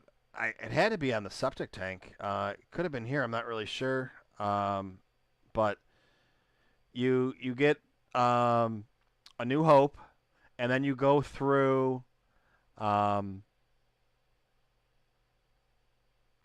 Empire, and you stop Empire right before the reveal, and then you go back, and you get it right before, and then you play 1, 2, and 3, but then before you find out that Anakin's becoming Darth Vader, and then you go to I Am Your Father, and then you go back, and people are like, oh my god, it's so much going back and forth and going back and forth, and I was like, it's really only, you're watching 2 movies, and you're stopping one time, then you're starting another set of movies, and going forward for 2.5 movies. Then you're stopping, and then you go to I Am Your Father, and then you finish off Revenge of the Sith, and then you can go into whatever. Yeah, I don't know. It was probably not after work. I came home, I was all fired up. I think they had the septic tank going without me, and they were talking about orders and stuff like that. So I'm just sitting there brewing, stewing. Like I got to talk about this. I got to talk about this. So a lot of times it's funny because they're like, oh god, here we go. Like I get on and it's like I have everything saved up in my head that I've been listening to for the last hour and a half or 2 hours that everybody's all my friends are talking about, and I get on and I got a comment that's just like, and no one gets a word, and I just go, I'm like, woo, okay, I'm done. And they're like, dude, it was 27 minutes. You didn't take one breath. And I was like, I had it, man. I had it. We were good. But yeah, that's. You should get that your order out there. I Um, want to. I need to make a couple of. It's hard to. Yeah, Mike's Pappas has been asking me about it too, because I've been talking to him about it for like 2 years now. I've been working on it, but yeah, it's just hard to. Like I presented it first last year to my buddies when we did our Saga Day. So we watched, and then there was like glitches here or there, some bad transitions or some audio that's like a little bit messed up and needs to be tweaked. So it's not often that I have 15 hours to sit down and watch something. So like both times that I've watched it now, I've been able to go in and make some little notes. So I'd say I'm about 90% of the way there, 95% of the way there. But yeah, I would love to throw it out there for people to see. It's basically Star Wars. I was thinking about labeling it like Star Wars from a certain point of view because it's set up to be like as told by Obi-Wan Kenobi, essentially. Yeah, then Kylo come in. I watch them in timeline order. Yeah, like for those of you that don't know, I had COVID, and I say I was one of the lucky ones because I never really got sick. Like I had a cough for a day and a half, but it completely destroyed my lungs. Where like I couldn't even walk my dog down the street without having to stop and take a breath, or like catch my breath or whatever, use an inhaler.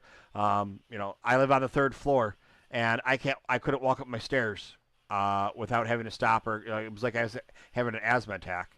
And they've had me on steroids on and off, for the last couple of months, and I got to go in a week or two for another test, and I'll probably get put back on the steroids again. But yeah, so I was out of work for 8 months because of COVID, and I started doing a lot more podcasting. That's when we had the septic tank was born. I was watching a lot more TV, watching a lot more Star Wars movies and everything. And I was just like, okay, what are you gonna do? Oh, I'm gonna watch the original trilogy today. I'm gonna watch this. I'm gonna watch that. Because like I didn't have I don't have kids like you, so it's like, okay, what am I gonna do with my day? Danielle would go off to work, and I'm home and just like, all right, let's find something to do. Star Wars marathon over and over. Let's watch Let's watch Clone Wars. Let's watch Clone Wars in chronological order. Let's watch Rebels. Yeah,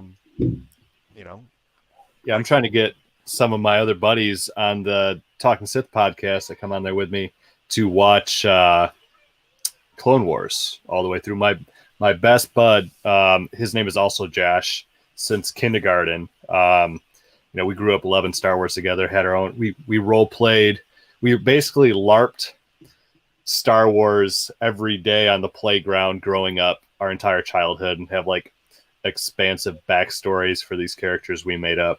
But I've been trying to get him into watching Clone Wars. He loves the movies, but he's like, man, I don't know about the animated stuff. I tried telling him he loves Spencer asked how is Clone Wars chronological.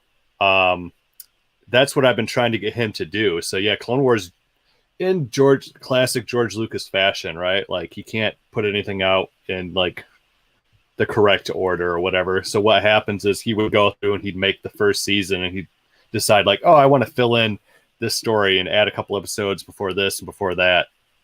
But so I've been trying to get him to sit down and watch Clone Wars with me and do some like breakdowns and commentaries leading up to Bad Batch. Yeah. So the way Clone Wars goes is you have a couple episodes in each season that are out of place. Yeah. Like I think in season 1, I don't have it on me, but they actually made a book. Star Wars put out a book so you could watch them in chronological order, and it tells you each one, and each page has it. But it's like you have the movie. It's like 2 episodes before the movie. It's like season 1, episode 3, season 2, episode 3, and then the movie. And then like 6 episodes, and then season 5, episode 4 you watch, and then the next 6 episodes are okay, and then you got to like be like this season, this season, this season. So it was, yeah, it's just, it makes a lot more sense because if you watch the Clone Wars, there's sometimes in the Clone Wars that it doesn't make sense. It's like they were in the middle of doing something, and it's like, wait a second, didn't that already happen? Right. And Like, not only that, it's like, wait, that guy's dead. He died a yeah, season ago.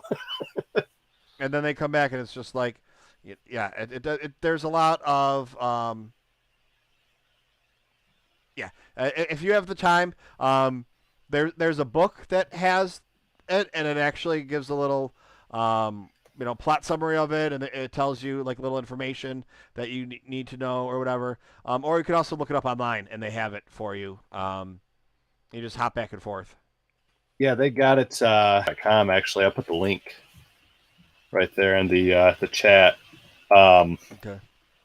But yeah, even the last season, even season 7 wasn't in order chronologically how they released it. So, but yeah, my biggest thing with that is I try to think of, all right, so like I said, I have my 4-year-old and my 1.5-year-old, and like trying to determine how I want to present Star Wars to them. So like my 4-year-old loves Star Wars. She loves Ahsoka. She loves like the Forces of Destiny. She loves the Lego movies and stuff. She's seen some of the regular movies, but I almost don't want to show my kids Star Wars proper, like the episodes, until they can really grasp because if there's one thing I wish I could go back and like erase my memory of, it's Star Wars and like enjoy it over and over again. So I don't know if any of you guys have ever seen the early 2000s movie Paycheck with Ben Affleck. But yeah, so it's like you can target memories and like make yourself forget them. Like I wish I could put together this Roach edit certain point of view cut of mine, erase my memory of Star Wars, and then just re-experience it for the same like all at the same time and get all the wows and all the moments. But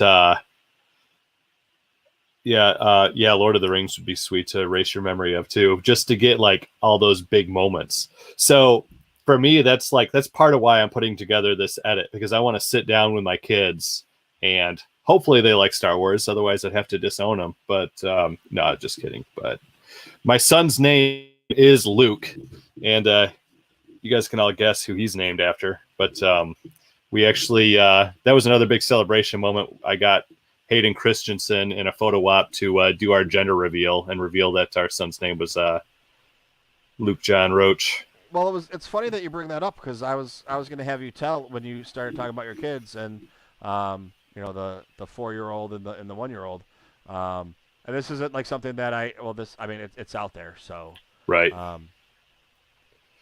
Yeah, we had a photo op with Hayden at Celebration. My wife was pregnant, and so actually one of the funny things is too, like I ran into the guys from the Force Cast while I was there on that day and talked with them, and they I told them what we were going to do, and on our way there I ran into Steele, and I had never met Steele before, but kind of like with Mike, like I heard Steele talking from like a couple groups of people over, and definitely has a voice that you can catch if you've listened to his podcast. So I walked by and I was like, "Oh, hey, Steele," and he's like, "Oh man, sweet outfit," and I was like, "Yeah, my wife has helped me make these and stuff." And he said, "What are you doing?" I said, "Well, I'm on my way to meet Hayden, and we're actually going to do our gender reveal here." So my wife is, I forget how pregnant she was there. That was in April, and he was actually born August 15th. He ended up being born August 15th. But yeah, so we waited in line and got up to Hayden and shook his hand, told him I was a big fan, and asked if he would do a favor. And he's like, "Yeah, sure, as long as it's nothing too crazy." So, well, we want you to do our gender reveal. He's like, "Oh, so what do I got to do?" I said, "Well, you just got to hold up this sign." And we had like a cover over the sign. He said, "Well, who are we revealing this to?" And I said, "Everybody, everybody So we had names set up, and we had somebody make the sign for us. And so yeah, he revealed to us right there. We were getting a Luke John Roach named after Luke Skywalker and my father John. So it's pretty sweet. Yeah, it was literally the talk of celebration. I don't think I had met you at that time. I don't know if you had met any of, um, the whole crew that was there together, or friends or anything. But everybody was talking about the guy that did the gender reveal, or, um, Anakin. Hayden Christensen did the gender reveal for him. And that turns out, later on, it's like, oh wait, I met that guy. I know who he is now. Right. Yeah, it was a pretty sweet moment. We actually, so my daughter Grace there, she went viral. I'd have to try and find the link now. It had a ton of views and comments and stuff, but it was her with BB-8. So it was like one of the life size, BB-8s that somebody had there. And she went up to it and started like talking to him and petting him and stuff. And this crowd just forms around her. And then, she was like trying to beep at him and like doing beep, boop, beep, boop. And then she's like, oh, wait. And she remembered that she had an R2-D2 hat that she had worn in because it was snowing that day. And so she goes back to my wife and asks for her R2-D2 hat. So she puts the R2-D2 hat on and goes back and starts beeping and booping at BB-8. And yeah, we got I forget who it was. Somebody else that knew us just was like, hey, do you know your daughter's blowing up online right now? And it had like thousands and thousands of views that day of just, a little girl like talking droid to BB-8. So it's definitely an awesome experience. Her favorite character, my daughter Grace's favorite character then was Darth Vader. She stole, I have one of those like 4 foot tall Darth Vader figures. And she stole that from my office and took it into her room when she was like a year and a half, and he guards her at night. So she's scared. She's scared to be in there without Darth Vader. Darth Vader ironically protects her. That's you'd think most people would think that's the other way around. Like, you're Darth Vader. I mean, Darth Vader. Well, I don't know. I was gonna say Darth Vader's kind of scary, but I guess if you've never heard him talk or heard anything, then maybe he's really not that scary. Right. Or it could just be, this is Daddy's and, it's mine now. Yeah. He's there to protect me. So it could be a combination. Oh, my God. Oh, what's going on? Oh, my God. He disappeared. Oh. There we go. Craziness. Yeah, her favorite character now is Ahsoka, though. So she's pretty pumped about that. She was Ahsoka for her actually she dressed up as Ahsoka for her brother's first birthday party. So that's my profile picture online now, is me holding her dressed up as Ahsoka. So she's pretty pumped that she knows we're getting more Ahsoka stuff. Yeah, there's so much Star Wars right now that, even if that's why I don't understand people that if there's something that you don't like, why they go so crazy over not liking it, or something that changes. It's like we were just saying. I think that Jabba being now in A New Hope is horrible, but you know what? That's how it is now. It's not it's not my story. If I had the choice, I wouldn't do it. But you know what? I'm not working for Lucasfilm or Disney, and they're not paying me, and and if they were, would I say that I think it's horrible? I mean, they didn't do it, so maybe could get away with that. Right. But I'm not really sure. But it's something that's going on now or whatever. But yeah, it's just, I mean, we're getting the Mandalorian, and then we have Cassian Andor, we have Obi-Wan Kenobi, we're getting Ahsoka, we have new cartoons coming out, we have cartoons that are rumored to come out that haven't been confirmed yet. We have this whole new High Republic, and I still think that depending on how these books do, it might be the new Star Wars High Republic thing. And we might start getting Star Wars movies and things of the High Republic. Well, the Acolyte. And yeah. But then you also have, it's going to be Star Wars, and you're going to have, the saga. So when you're talking about Star Wars, you're going to talk about the saga. Oh, you mean the 9 movies or 11 movies or whatever you want to talk about, in the Clone Wars, whatever. Star Wars. Oh, what are you talking about? The High Republic. Oh, okay. You're talking about this. Yep. And 5-10 years from now, what are you talking about? Star Wars. Oh, this that happens 200 years later or 1,000 years later. So it's like this is their way of, you know, trying to figure out, okay, how do we do this, and how do we do it so it's not confusing. And all right, so they're going to give us a bunch of books, and it's going to be the High Republic, and I think that like that's the way to go. And then they can still add on to the saga. Add on to like I really think that episode 10 is going to start with the lightsabers being dug up. So maybe that might not be the first scene, but that's how it's going to end up, is Rey having to dig up those. I say that Kylo impregnated her with the Force. Not that he forced impregnated her, like it wasn't like rape or anything before. I've already had people tell me that I can't say that because it's not politically correct to say that he forced pregnant or whatever. It's like, then you don't understand Star Wars. It's like, but yeah, so he used the Force to put babies inside of her. She consented. It wasn't inappropriate. Like they had that connection. That there's now living babies, Skywalkers.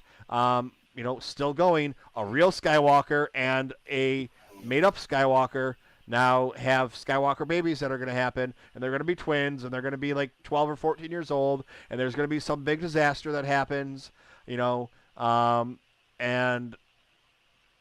Rey's got to grab the lightsabers out. Okay, here we go, and start your training. But she's been trained kind of like Mr. Miyagi. She's been training them all along the whole time, but they never really knew it because they were never, they didn't know what the Force was. They weren't really trained with the Force, but they were. All of a sudden, it's gonna be like paint the fence. Wax on, wax off. All of a sudden, it's like, oh, everything's gonna click together, and it's just gonna be one big masterpiece. And that's gonna be the continuation of the Skywalker saga, because everybody that says no, it's over. They said it's over. Well, yeah, it ended. It was over. Yeah, they said that in '83. They said that in 2005. And when it's not over, when they want to make some more money. Yep. And I think about it, if they start doing the New Republic and they put out a trilogy or the High Republic, and they put out a trilogy for that, and then they do a trilogy for the new Star Wars in the future, and then they come back and they do some Star Wars now. That way, there's enough time in between. People can get things figured out. And then it's been known that, okay, no, this is the New Republic. It's a different era, it's still Star Wars, but it's a different, era, different kind, different section. However they need to work it out and figure it out, whatever it's going to be. And then they can do the future stuff, and then they can come back and they can keep adding movies. So then it's like, oh, okay, and then it's going to be, it's no longer going to be like Star Wars means one thing. It's going to be like, oh, Marvel. Oh, okay. And I'm not comparing the two, but yeah. But it's gonna be like, if you say, oh, it's a Marvel movie. Oh, okay. What Marvel movie is it? When does it take place? Is it before this? Is it after this? And that's what before they'll be the snap, able to do. after the snap. Yep. Yeah, and that's what they'll be able to do, and it will work, perfectly. Which is where there was a lot of people going into Solo, not understanding, where's Rey, or even Rogue One. Yeah. Rogue One takes place beforehand. It's really not Baby Yoda. One of my friends just told me the other day, they're like, I feel like I've been lied to. It's not really Yoda. Baby Yoda. Yep. It's like, it never I had somebody was. message me that the other day too. They were like, you need to settle this argument for me. My girlfriend's trying to tell me now that Baby Yoda is not actually Yoda. And I was like, well, your girlfriend's right. Yep, and all right, Ronnie J. Lucas is asking here in the chat. He says, Josh, and only Josh, what do you think about the Rise of Skywalker? I assume they all probably know what you think about the Rise of Skywalker. See, I have some mixed feelings on the Rise of Skywalker. Now, when I saw it in theaters, it's the first time that like me and like most of my friends got to go see like one of the movies together since we were in high school, basically. So I think that just going into it, the hype train was awesome. I loved it the first time I saw it. I was saying stuff like, oh, man, this might be one of my favorite Star Wars movies. Could top some of the originals for me. But as I've watched it more and more and more, I still like it. But I have, and I'm a Star Wars apologist. So if you hang out with me for long enough or listen to me long enough, you'll get to know that I'm Billy Bug Crew. yeah, I like to find reasons to make things that don't work in Star Wars work. Like I can explain, I have enough working knowledge of the galaxy to try and explain everything away to you. But I think that the Rise of Skywalker could have delivered much more than it did. I think that they could have done more. Like I mentioned earlier in the chat, like I think it was Ronnie J. Lucas said that he was going to be gone for a while, but he would be back. And I put like, oh yeah, somehow Ronnie J. Lucas will return. So like that's how they explained away in the movie how Palpatine came back. As a whole, like I said earlier, I think that I would have enjoyed it more if they had tied Anakin into it more, because retroactively they put Palpatine in there much more than I think he was going to be. And then also retroactively, they made the original trilogy like the second half of the tragedy of Darth Vader. So you watch episodes 1 through 6, and it's essentially the story of Anakin Skywalker. He's a sweet young boy, but he's also always been at the end of somebody's string. He's been a slave, to Watto. And then he goes into this Jedi Order. He has to give up who he is, his mother, and he has to deny the feelings that he's only just coming into. So he was essentially a slave to the Jedi Order. And then he thinks he's gaining freedom and saving his wife, but he ends up being a slave to Palpatine. And Palpatine basically kept him on a very short leash. The suit Vader was in is supposed to be designed basically to keep him, as least powerful as he can be. So you have this whole story of the first 6 episodes being like so much about Vader, and you get the lore of the Chosen One. And then it goes into the sequels, and suddenly it's like, okay, well, we meet this Rey girl, and there's something special about her. We've got Kylo, and he talks to Vader's helmet, so like that's hinted at. And then we kind of drop all that, and it leads us like off this other path, like they're really starting something all brand new, and then it cycles back around, and we have it comes back to Palpatine and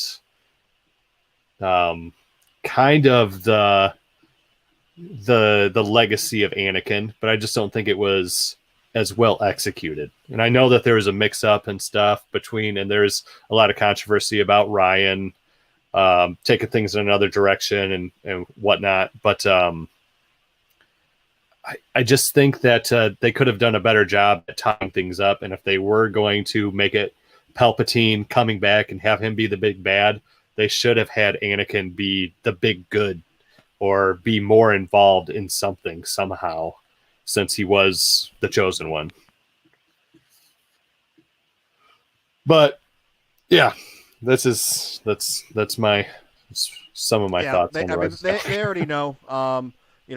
I think it was a great way to end the sequel trilogy.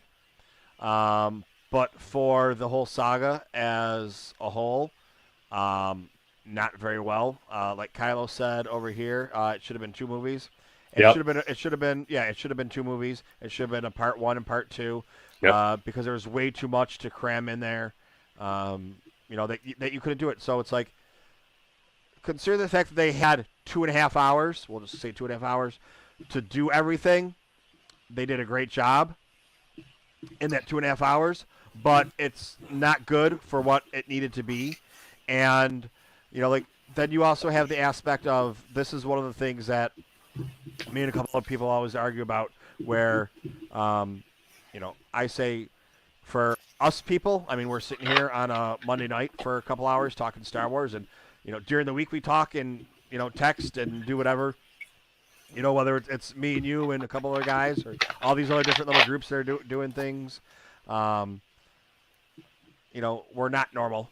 The normal people go and see the movie and they think it was great, it was whatever. Us, we're like, well, we got to know why this happened, and we don't think it should have been like this, whatever. I asked my dad, like, well, what do you think about Palpatine coming back? What do you mean he came back? Well, yeah, but don't you? Well, it's Star Wars. They told me he came back. Like, that's his answer. And for most normal people, that's the answer. Yep. Just like, we don't know what the Force was. Yeah, they tell us what the Force was, but what's the Force? So it's like, it's us crazy people. And the other thing is, Ro from Scarif Scuttlebutt podcast, I always argue with him. He says that, us people that, the diehards or people that aren't normal are the one that makes all the Star Wars makes all the movie, or makes all the money for Star Wars. And I say, no, it's not us. It's the other way around. It's the normal people, because you go to a theater and, all those people have seen the movie for the first time. And, Rose always saying, well, yeah, but think about how many people have seen that movie 3 times, 5 times, 20 times. And I was like, okay, so you have an entire theater, like movie theater complex, and you could fill up one theater with the people that have seen it multiple times. You have all those other theaters open that the people are only going to see it once. I was like, right. So the money's not coming from there. We keep it relevant, though. Like, we keep it alive through the dark times, starting back with like Timothy Zahn and the Heir to the Empire, the Thrawn trilogy, right?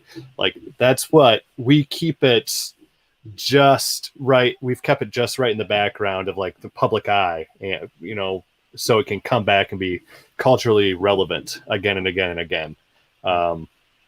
Yeah, they're saying, what do you like? What if it was 2 movies? And you mentioned that too. Like, I was saying all the way up to opening night that I was expecting, especially after the because you guys remember that there were some leaks about like how long John Williams' score was, like how much music he had recorded.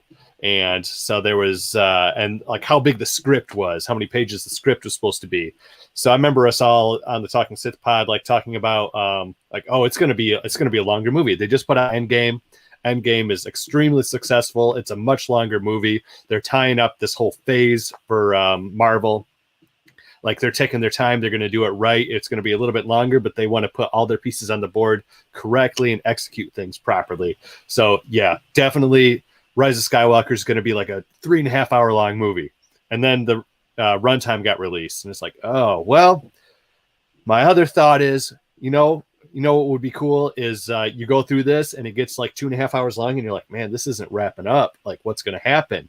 And then you get like, Rey and blah, blah, blah will return in episode 10. Like, you could have had like 3 trilogies, and then you could have capped it off with just like X episode 10 and had that be like the end game of the Star Wars Skywalker saga, right? Yep. But yeah, like, all in all, I think that, like, I agree with you. It was a pretty good ending for the sequel trilogy. But it wasn't a great ending for the Skywalker saga, which lends credence to like what some people are saying here. Like, who was it that was saying episode 10? They think episode 10 is in our future. Like, I think they will do an episode 10, like you said. Like, they said it was over before in 83. Lucas said it was done in 83. We were told it was done in 2005. They'll come back to the main storyline one way or the other. And I always say, like, hey, think of it this way. What did Palpatine want Rey to do when she walked into that throne room, that amphitheater? He told her, kill me so I can inhabit you. And what did she do? She killed him. And like you said too, like, hey, I'm of that mind too. Like Kylo's entire life force went into her, so we could have like Chosen One 2.0 right there, kind of like him plus the midichlorians. Like there wasn't a natural birth, wasn't a natural father, but he's a Skywalker, just the same as Anakin was a Skywalker. You know, Yeah. maybe through, and that would be through Kylo's line, essentially.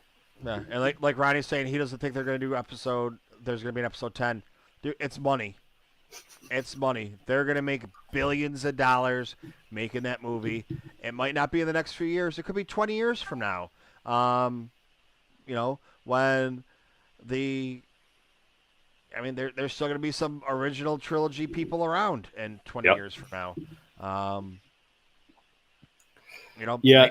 and just but it's going to be money, and you know, just the way that, you know, like I don't remember there being hate for the prequels, because I wasn't really. I mean, I love Star Wars, but I wasn't into the online whole Star Wars thing, and you know, even though there wasn't really that much back, you know, I mean, there was in 2000, but you know, like the whole Discord and everything about, you know, the hate and everything, but yeah, I mean, I didn't really know about it until now, you know, until recently, you know, 5 years ago when I got into whatever it was, when I got into the online Star Wars fandom, and like, wait, people don't like them? Like, wait, people don't like Jar Jar? Like, how can you not like Jar Jar?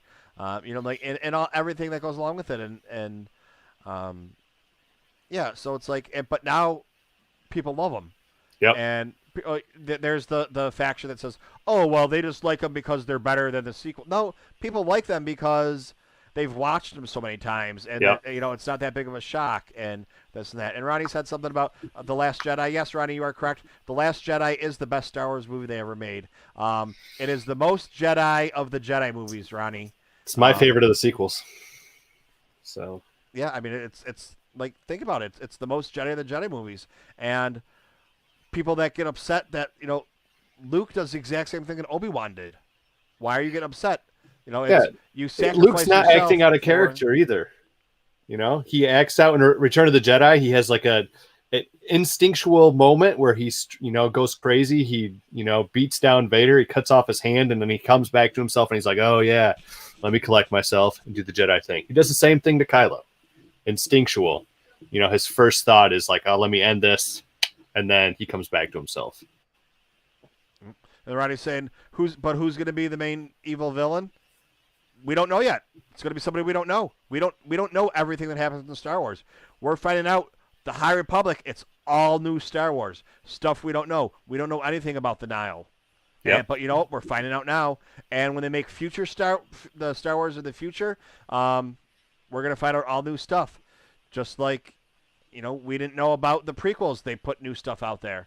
Yeah, we got Palpatine, but we didn't know about Maul. We didn't know about Dooku. Clone Wars comes out. We don't know about Ventress. We don't know about all these other things. Thrawn's now in there. We don't understand, you know, what's going on in the unknown regions. And then they have the chaos. And you know what? Why aren't you know, the Chiss you know, more popular, taking over? Well, because there's obviously things out there that are keeping them in. That we're finding that out in the Thrawn books, in the Thrawn trilogy, that's coming out. So, you know, just because we don't know something right now doesn't mean it's not going to happen in the future. And, you know, we have some great minds right now making Star Wars, people that learned from George Lucas himself, and people that might not be as crazy as George Lucas. You know, now that he is, you know, like, well, you know, I want to make it about midichlorians, and it's going to be all microscopic here. Here's what we're going to do. Yeah, Ronnie says they can't bring back Maul because he's dead in Rebels. he was dead in Episode 1.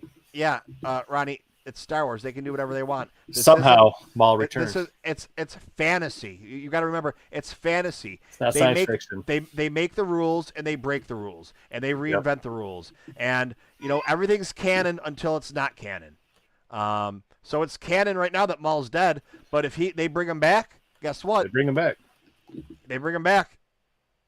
Like there's nothing that can be said, and you can't argue with it because they make the rules. There's no set of rules for Star Wars. You know, it's not like you have actual science and physics and things that have to happen. But guess what? We're finding out about science and physics.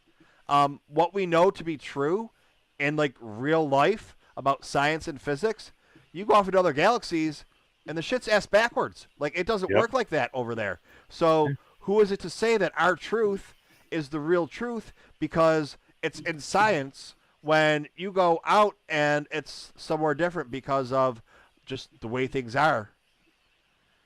Oh, nobody's talking about Legends right now. We're not even bringing up Legends. We're not bringing up that shit show.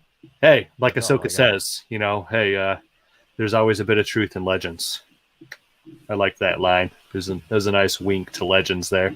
But yeah, I mean, here's my thing too. Like, you got the World Between Worlds, right, from Rebels, and that opened up a whole can of worms. And now you got the Ahsoka show, and the logo for Ahsoka is the World Between Worlds.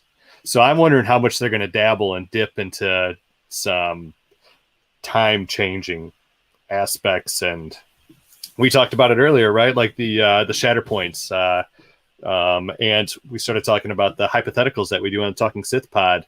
That's essentially what those, like how you explain Palpatine's like foresight with shatter points. He was seeing all these other hypotheticals, like what happens if I do this? What happens if I do that? I think that we could be seeing that in the Ahsoka show. Now, here's my batshit crazy theory for the Ahsoka show. Okay, and I told this to Pop. I don't know if I sent this just to Pappas or if I sent it in our group chat with you, Pappas, Beck, and I. But I'll say it here, and I'll see how crazy you all think that I am. I know there's been a lot of talk about Grogu got taken by Luke Skywalker, and he's going to go train him now, right? Well, in canon, up to this point in the sequel trilogy, we know, or it's been stated, like they can always change this, like as they do, but it has been stated that Luke didn't start training anybody until he took Kylo, until he took Ben, and that Ben was like already he was several years old, like 8, 9, 10 or whatever, until Luke took him. So what if we get this Ahsoka show that's running parallel to The Mandalorian, and we figure out that what would you guys think about being in an alternate timeline? Like The Mandalorian is in an alternate timeline to 7, 8, and 9. That just the fact that Luke came back and was able to save Grogu. So possibly the original timeline, 7, 8, and 9, is a timeline in which maybe Ezra never saved Ahsoka. Or so Ahsoka is never able to tell the Mandalorian to go to Tython. So the Mandalorian never goes to Tython. Baby Yoda, Grogu, never reaches out to Luke. So Luke can't come save Grogu. And if it's been hinted at already that Grogu is the key essentially to creating Snoke. So in this timeline, now they wouldn't, in the Mandalorian timeline, they wouldn't have Snoke to be the puppet, or to be the puppet of Palpatine to continue working on trying to bring Palpatine back. So Ben Solo is never lied to and manipulated his entire life. So Luke takes Grogu as his first apprentice, and then we never get a dark side Ben Solo. So we could be seeing a totally different timeline. And maybe this climactic ending that they're talking about for this, that's what, that's kind of what it is. I'm mixing Star Wars into an Endgame type hypothesis. Like, that's what I think. Like, they said that the Rangers of the New Republic, Mandalorian, the Book of Boba Fett, and Ahsoka are all going to run parallel, and then they're going to come together for a climactic event. So maybe that climactic event has something to do with the World Between Worlds, and we could even get alternate timeline Luke's alternate timeline. And I think that possibly the whole, I don't know, Mike, have you or anybody in the chat, have you guys watched the Lego holiday special? I actually have not watched the Lego Holiday Special. Um, but yeah, just to get back, that's never happening. And the show's running, parallel to each other. It's going to be the same thing that Marvel did with Luke Cage and Iron Fist, Jessica Jones. It's going to be that, and like that climatic event that happens is going to be a movie or a TV show where they all come together. Right. It's not going to be the world between It worlds. could be a movie or a TV show where they come together and the world between worlds gets jacked up, or maybe somebody does something and Palpatine is able to get his hands on the world between worlds. I brought up Lego Holiday Special because I thought, maybe this is their way of introducing like some time travel crap and just seeing how people take it. And I think that because that's what happens in the Lego Holiday Special. Like it's no surprise, even in like the announcement and stuff, you saw that you had like different people from different times interacting. So I think that could be their test ground to be like, let's see how people take this. Yeah, but that's not canon. Like, so. Right. And that's why they can still do it.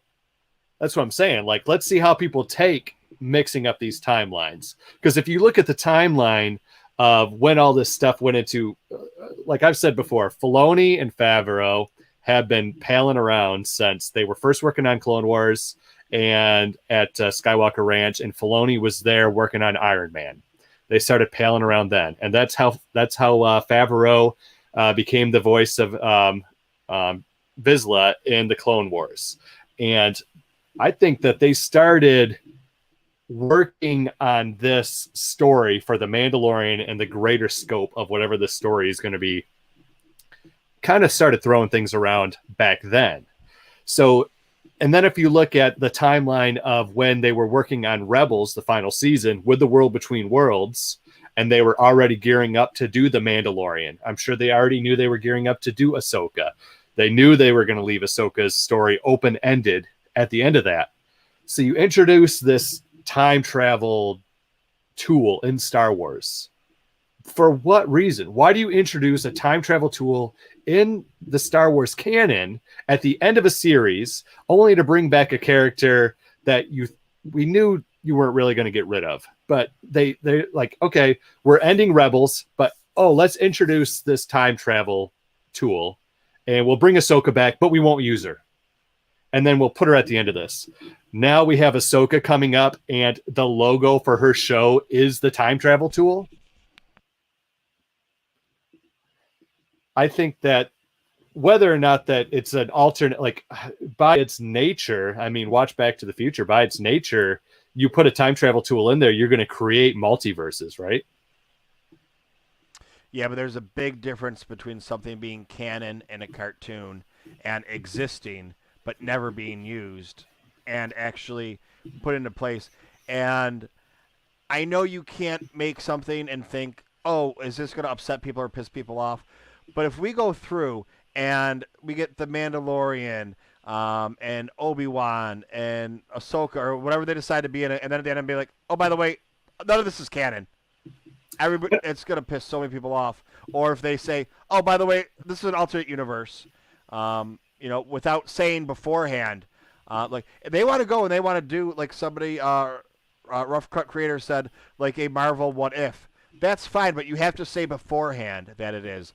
And you can't use characters, I'm going to say in real life Star Wars, which you know what real life Star Wars is. It's canon Star Wars that's going on right now. And put Luke Skywalker in there and then have a whole Luke Skywalker show and have it appear in, because that wait, was that in real life or is that in the alternate universe or whatever? Because that's just going to confuse people that aren't crazy like us, that are going to sit here and talk about the possibility of, well, actually the world between worlds at this day, and when he goes through the door he got half of his his fingernail got caught over there, so it regenerates because he's the Sith, right. Well, I hear what you're saying, but what I'm thinking is like, yeah, okay. the people who watch Rebels for the most part and talk about and will care about the time travel tool in Star Wars and Rebels are people like us. And I think that they may have introduced it in Rebels in that way, knowing that they were going to do an Ahsoka show. And so they know that doing an Ahsoka show, they're going to use this time travel tool. So let's introduce it to these hardcore fans several years beforehand, and we'll give them time to get used to it and stew over it. I'm not saying that they're going to be like, oh, it's not canon now. I'm saying that maybe the timeline that they're in The Mandalorian and Ahsoka and everything right now is not the timeline that 7, 8, and 9 takes place in, but perhaps after they do some messing around in the World Between Worlds, that's what makes it that timeline. You just really, Ronnie's saying, I know what he's doing. He's saying simple. Take some things from Legends and put it. Ronnie, they've been taking stuff from Legends and putting it into canon. Like, because Legends is like, all right, here's the thing about Legends. You have 10% of Legends that's amazing. You have 10% of Legends which is complete crap, which, like, I don't even understand how anyone could have written it. And then you have the rest of it that's just kind of like, hey, maybe there's might be some good ideas in there, but whatever. But that's what they've been doing this whole time. That's what these guys have been doing. They've been taking, they're instead of making Legends was never canon. Legends was always Legends. They just because they put Star Wars on a name for something doesn't make it real or doesn't make it true. It's just a way to make money. So they go ahead and put Star Wars on it and it's Legends. So now they're taking all that stuff they have and they're like, well, that's kind of a good idea. Let's use that. That's kind of a good idea. Let's use that. Because you can't say something that was never canon, we're going to make it all about canon because Chewbacca got crushed by a moon. Luke Skywalker married his spaceship. Like, those are the things that people bring up on, like, why you can't make Legends canon. But you know what? You got Thrawn, so let's use Thrawn. They've already been doing that. Thrawn was great in Legends, but the Thrawn story from Legends is still nothing to do with Thrawn from canon unless they take it and they say it is. Right, they pick and choose. That's what George Lucas did. He picked and choose from Legends, and he did this while the Clone Wars is full of this. And Quinlan Voss, he was a comic book character. He was not a George Lucas creation, but he liked the character of Quinlan Voss, and so he's like, hey, yeah, let's throw him into to Clone Wars, and he was going to play a bigger part, and we got that in Dark Disciple. Yes and no. I don't think I'm not saying that that's a way for them to bring in Legends. I'm saying that that's a way for them to work in some of these different storylines. Tell a story, tell more stories with Luke Skywalker, show us some more things, not be. And that's like so much of what people are saying. Like, that's why I enjoy some, like, the High Republic. Yes, it's set back in time, but it's far enough away that you don't know what's going to happen. Yes, the prequels were great, but you always knew where they were going to end up.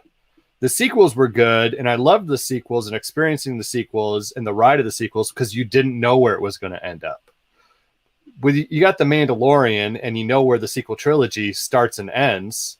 You don't, like, if they say, like, oh, if they like give us some breadcrumbs and say, like, oh, we might not be in the same plane of existence here yet, the same multiverse or same part of the timeline, then they can go off in different directions, and they can always come back at the end and say, like, oh yeah, this was righted, this wrong was righted, this changed, and so it went back in time and changed things. Because you got to look at, I don't know how many of you guys like Lost. So there's a couple different ways of looking at time travel. You got, like, the Back to the Future thing, which I've cited, which is, you can go back and change things, and then you go back to your reality, your now, and things have changed. Or you have Lost, where you have, like, the events in Lost, you have time travel, but the saying in Lost is, what happened always happened. There's no way you can change it. Lost is probably one of my second. I actually have. Mike, do you watch Lost? I watched it and it wasn't for me. Like Danielle loves it; she thinks it's the best thing in the world, and it's like it should have ended after season 2. Um, I but got I got on my arm. I don't know if you can read that. There we go. live together, die alone. Which is Jack saying from Lost. But yeah, so I'm a huge Lost fan. So so you have the two different types of time travel. Like no matter how hard, it's like Final Destination, right? No matter how hard you try to change something, it's always going to course correct. So maybe that's what it is. Like they went back and changed something. Ahsoka got saved, so the universe is out together until it course corrects, and then that might have something to do with. And the key to messing up the timeline in the first place was the World Between Worlds. Somehow, the World Between Worlds is going to play into the Ahsoka show because otherwise, it wouldn't be the logo, right? But it doesn't have to be the main point. I mean, if they put time travel into the Ahsoka show, that's going to be the main point of the show. That's what everybody's going to focus on. They need if like she's actually traveling and going through the world between worlds. That's what the main focuses of the show is going to be. If it's brought up that it exists, that's a different story. Um, but it's just it depends on how they play it. Like if they make it like Back to the Future, I don't think it's going to work. Um, or going through it and changing things. But if it's brought up that this has happened, or um, like I don't even know how to explain it. That you know she might talk about that she's done things, and the thing she's done is the reality of Star Wars we know. That it was different. Like we might be seeing the Star Wars saga that we know is the a different reality than what actually happened, and she's gone through and changed things. But I don't think they can go and have things that we already know and then have them be changed.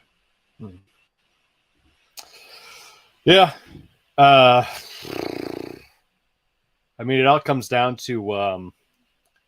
I think it would all come down to how it's presented, and like I have some like. This is just my mind going crazy and spinning off the rails, just thinking of what they could do. But certainly, we have some in Favreau and Filoni. Like, if they decided that, like, so if it opened up with Ahsoka and they presented it, and that was the main thing, like you're saying, Mike, that was the main thing of the show, and it was going to deal with time travel. Would you just be like, I'm done with it, or would you give it a chance and see how their presentation went? Oh no, it'd be great, but it wouldn't be like they'd have to be like this isn't canon. We're just having fun with it, and make it be known at the beginning of the show. I think if they start going in or like I said, the only other way to do it is be like, well here, and then we see Ahsoka going in between the world between worlds, and then doing things to make the timeline we have that we know. Those were the changes that she made to make things work out to be proper. But if she's doing those things and can do that, why do we have the sequel trilogy? Why didn't she change so that we don't get Palpatine coming back? But then again, I guess we need it to happen because we need Rey to be what she becomes. But there's other ways you could do things you could have done to circumvent that ever happening, so we wouldn't need it to happen. Well, maybe Palpatine was always going to come back, but maybe getting Grogu was, it seems like it was stopping it, but in the end, it wasn't going to work out. So, like Doctor Strange says in Endgame, there's one opportunity, there's one way to do this. So if Ahsoka goes in and she can look into different times, and we know that in the world between worlds, it's not just the past, but it's the present and it's the futures. It's because you hear like stuff in the world between worlds being whispered from, stuff that hasn't happened yet in Rebels. If she can look into the future, like Doctor Strange did essentially, and see like, okay, like, yeah, I got saved in this one and I did this, this, and this, but maybe I wasn't ever supposed to get saved, or maybe I should have sacrificed myself here, or maybe Ezra wasn't supposed to do this, or maybe, or maybe Luke was never actually supposed to save Grogu. that you could go back and switch those things, and it is that one path that like, yeah, you need Rey to come back, you need Palpatine to come back, and all like rise back to power, manipulate Kylo Ren and bring Kylo Ren. That way Kylo Ren and Rey have their connection. That way that dyad and the Force comes together, because maybe it never does otherwise. And so this one way, like, yeah, an Endgame, spoiler alert, Tony Stark has to die. That's the one way. Like, in order for it to work, Tony Stark has to die. So in this one, maybe Luke has to go off and be in exile, and Ben Solo does have to fall to the dark side, but that's what brings him and Rey together to make the ultimate sacrifice, to be the dyad that can take down Palpatine. Yeah, I don't know, man. I think it's opened up a whole can of worms, and then you're gonna get those crazy idiots that are gonna be like, oh yeah, they're gonna retcon the whole sequel trilogy with this and that, and it's like, I don't think they're gonna. It's like I said earlier, the normies are the one that makes Star Wars their money when the movies come out and things like that. And would the normies even realize that it's a separate timeline, though? If the normies don't realize it's a separate timeline, we'll tell them. They would just be so confused on what's happening, because if you change if you do bring in the world between worlds, and you make it so that you're changing things, whether or not it exists on our plane of reality or a different plane, the normies still aren't going to be able to figure that out. Just like the normies couldn't figure out where's Rey and Solo, and what do you mean Baby Yoda is different? I mean, how we've been talking about for a year and a half that Baby Yoda is not Baby Yoda, or 2 years, that Baby Yoda is not Baby Yoda, and your buddy just asked you the other day, you're telling me It's not Baby Yoda, and it's like, how many normal? And I just had somebody tell me the other day. And why are they coming? Why is he coming to you? Because you're the Star Wars guy for your friend. And why are people coming to me? Because I'm the Star Wars guy that people know. How do they know that? Because like, this is what I wear every day: a Star Wars T-shirt and a button-down shirt. Because that's just how I always dress. Yep. It's comfortable. It's nice. If I need to be presentable, I can button it up. If not, this is how I roll. I put on a sweatshirt. It's still on underneath it. Chances are. Or if I'm, streaming and I'm going out on the town, the phone goes in my pocket and boom, on top of the sweater. But yeah, it's always kind of like the same. I'd say, I can't even say 9 times out of 10. I'd say 95% of the time, this is what it is. Except, like the other day, I had one of my buddies on live and said, oh my God, I've never seen you wear a sweater before. You always have on a button-down shirt and a T-shirt. It's like, well, you've only seen me for the last 4 months, so yeah. Every day for the last 4 months, so it's kind of like, I mean, that's how it is. But like that's how they know who I am. And I have a Star Wars coat and a Star Wars hat and a Star Wars backpack. Yep. I don't know why I'm going on a Star Wars rant about what a nerd I am, but yeah. So it's like, like they come to us, and they come to us 2 years later and say, hey, I didn't know this. How many other people are out there that don't even know, and I mean don't even care, and it's just like, oh, his name's Gorgu? Oh, I wonder when he becomes Yoda. I wonder maybe when he becomes Jedi, they change his name, or something like that. Like they have no idea. But they still think that it's Yoda. So I just think that it would be way too hard. You got to remember though too. It's like, yeah, you have Endgame or things like that with time travel. It's all about how it's presented. But that really doesn't affect that much. It's like, hey, going into it, going into the story, there's going to be time travel. There was never time travel, so now if if they never told us there was going to be time travel, and we're going to try and figure out what's going to happen, and then all of a sudden it's going to be like, oh wait, and now make Endgame 12 movies long, not just 2 movies out of 20. But if you look at it, like, okay, so like these, like, what phase are they in for Marvel now? What phase was Endgame? I think 2, the end of 2.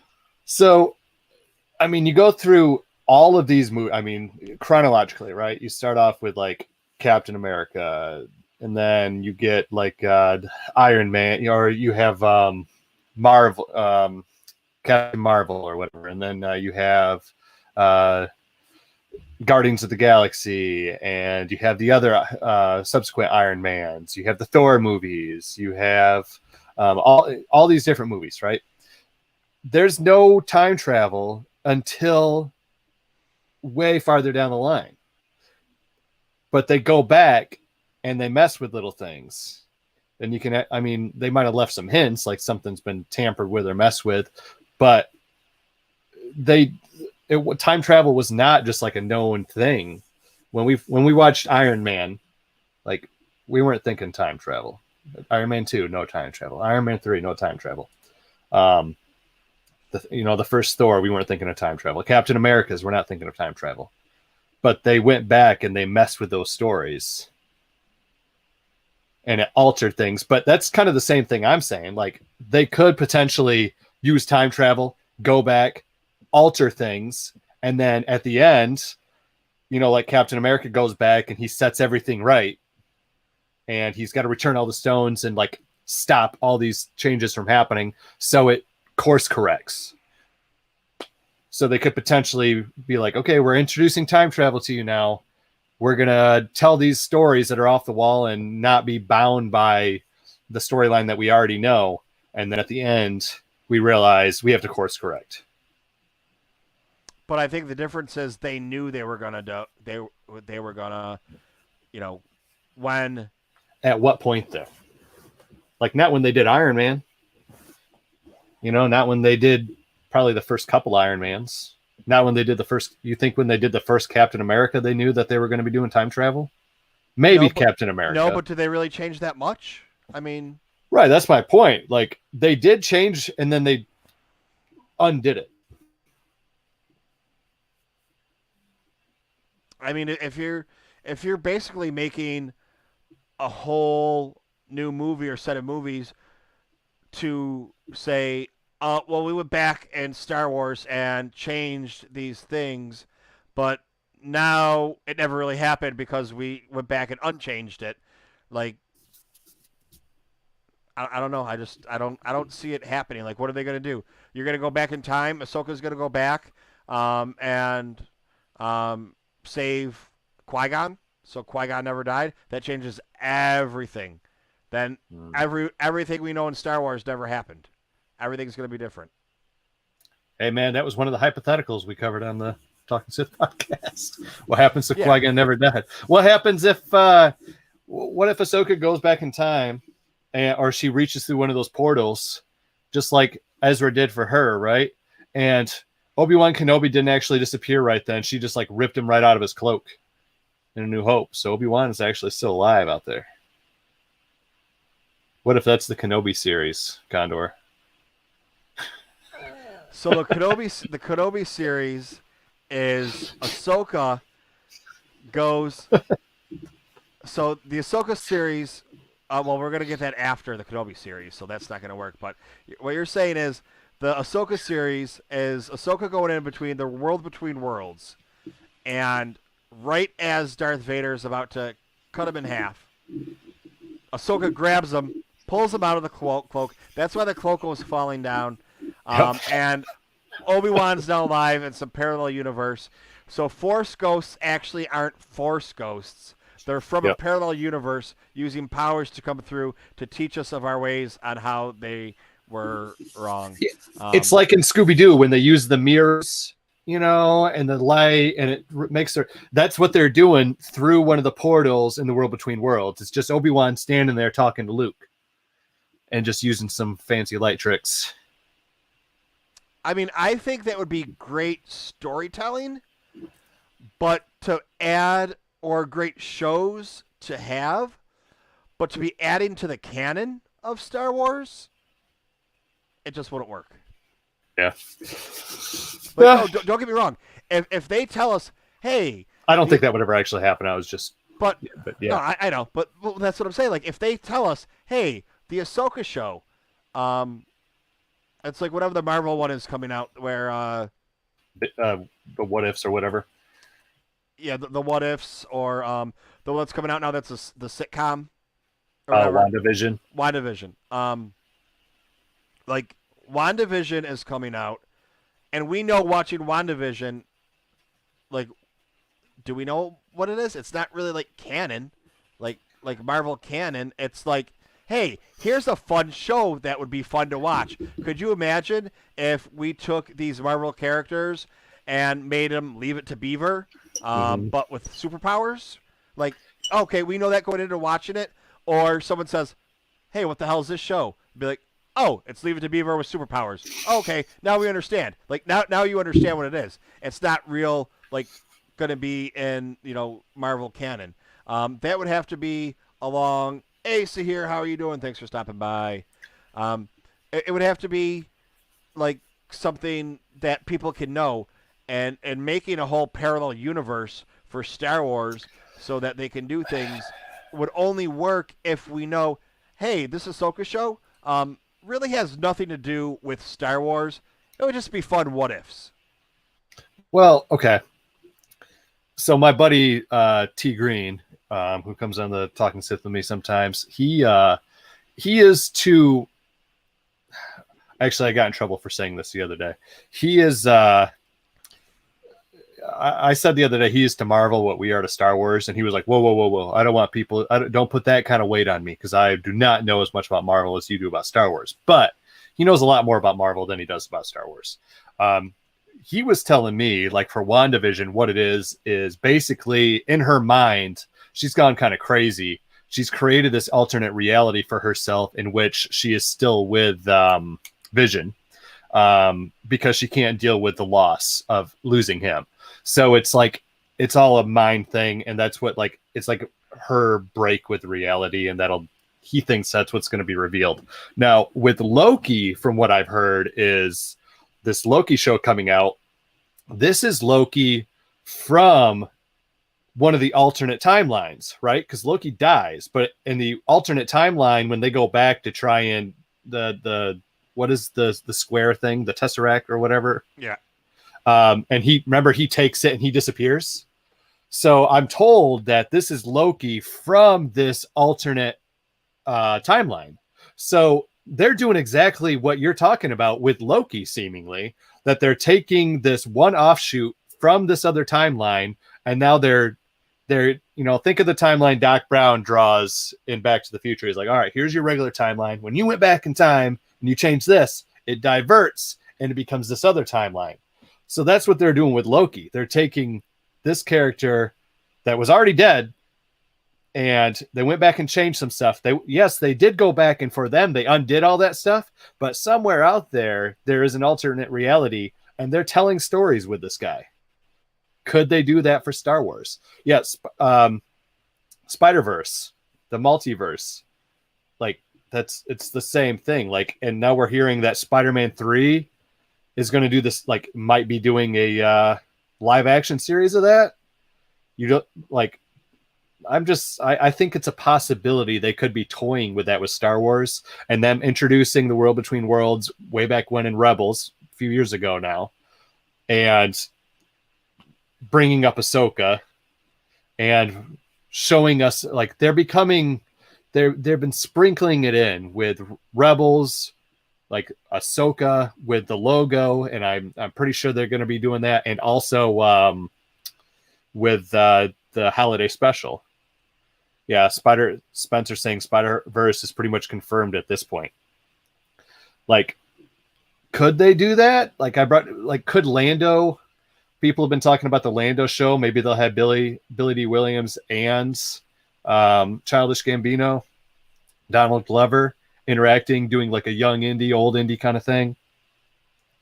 Could they could we Days of Future Past, somebody mentioned earlier, where we had like old Magneto, young Magneto, you had old Xavier speaking to young Xavier, like they would have to find somebody that was around for the whole time, like Wolverine, to go and do it? Could they use like Alden and Harrison and Billy D and Donald Glover and Sebastian Stan and Mark Hamill, or who, you know, are they just like do the de-aging or whatever thing that they did? Like, I don't know. I think that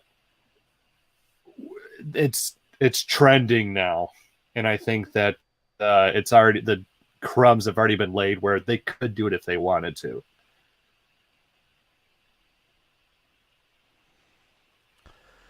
I don't know. I don't. Maybe that's what Feige's coming in to do. Yeah, I think that. No. I think they just announced like somebody that's writing the Feige movie, but not sure.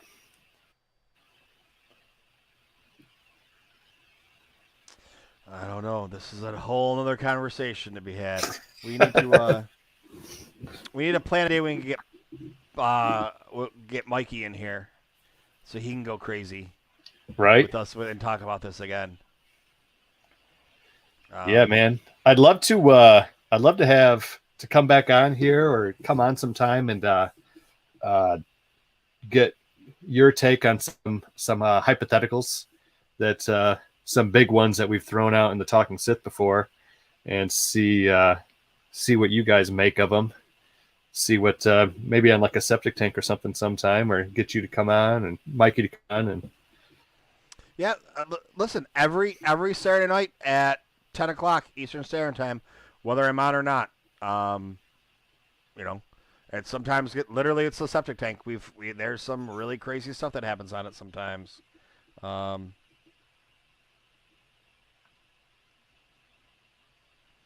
So. Yeah, Spencer saying Spider-Verse is pretty much confirmed. Billy D. Williams doing narration would be awesome. We don't even need to see him. Yeah. Yeah, I think the same thing. I don't know. I think that there's a lot coming down the pipeline, and honestly, I think they might, like, at this point, they're just throwing a lot at the wall and seeing what sticks, and like they can run from there. Kylo Customs. Yeah, I'm definitely going to come on and come on with you guys here. See if I may or may not be able to do this Saturday, but I'll definitely arrange some things to come on. Yeah. Come on, bring the crew, you know, whatever it is. You know, it starts up at 10 o'clock and goes till God only knows when. You know, sometimes it's an hour and a half or 2 hours. It's usually about 3. They've been 4 or 5. You know, because it's people coming in and out all the time. So it's not just like, you know, hey, we're going to sit, like today where, you know, we said, oh, yeah, what do you got, about an hour and a half, hour and a half, you know, we'll see where it goes from there. And, you know, it's 2.5 hours now. And, right. You know, if it wasn't almost 12:30, we could keep going probably for more hours talking about it. But I think this is probably a perfect spot to end it at. And, you know, bring up these conversations back on, you know, the septic tank. Or next week on here we have Star Wars Santa is going to be on. We're going to be starting at 8:30 though, because you know, bedtime in the North Pole, I guess that's what it happens to be. So we're gonna have Star Wars Santa is going to be on next week on the show. The following week I don't have anybody locked down, but I have somebody in mind. And then somebody in mind for the following week for that also. And then on the second, or on the first, the day before the next High Republic book drops, is going to be the 50th episode. Charles Soule. You got Charles Soule coming on for that one, don't you? You know what? You never know. There you go. Get him. I want to see you interview Charles Soule. That'd be sweet. Oh, yeah. Yeah, I mean, well, I mean, I've had Dominic Pace on, like, I mean, everybody else, but George Mann was a lot of fun. Yep. George Mann had 20 minutes, and we ended up talking for about an hour and a half. Um, Yeah, so that was, Dominic's fun to have on. He's been on the show a couple times. yeah, Yeah, man.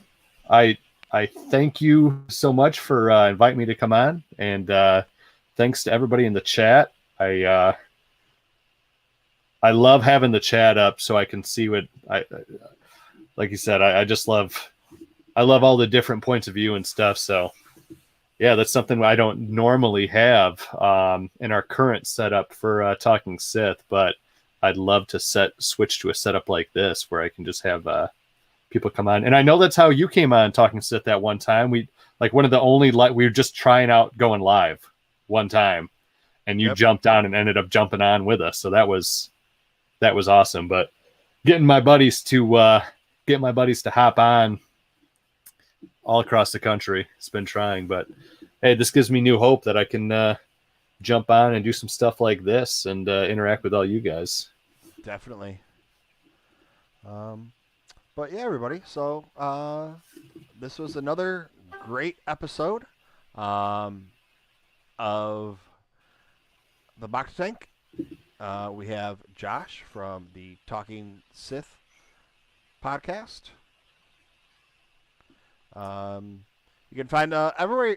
I don't even know what I'm saying anymore. His info, you can find him, is going to be in the show notes or comments or whatever the hell we call them nowadays. I don't even know. They're out there. Yeah. But yeah, Josh, thank you very much for stopping by. Yeah, thanks, man. Thanks, everybody. It's been a pleasure.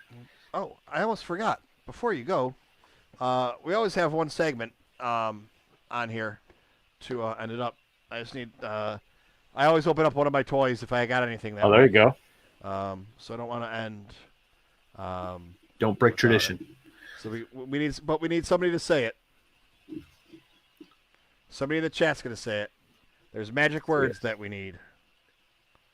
What are those magic words? Anyone? Somebody. Come on, we don't have all day, folks. Let's go. What's in the box? What's in the box? Oh, all right. Here we go. There it is. Spencer's got it in the...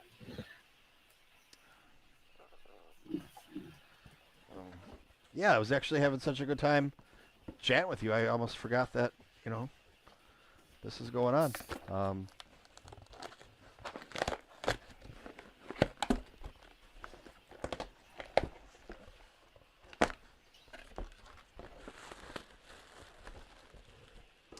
Let the controversy start.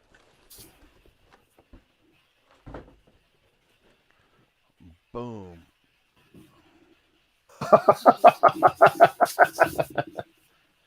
Oh, man. Oh, man. Oh, man is right.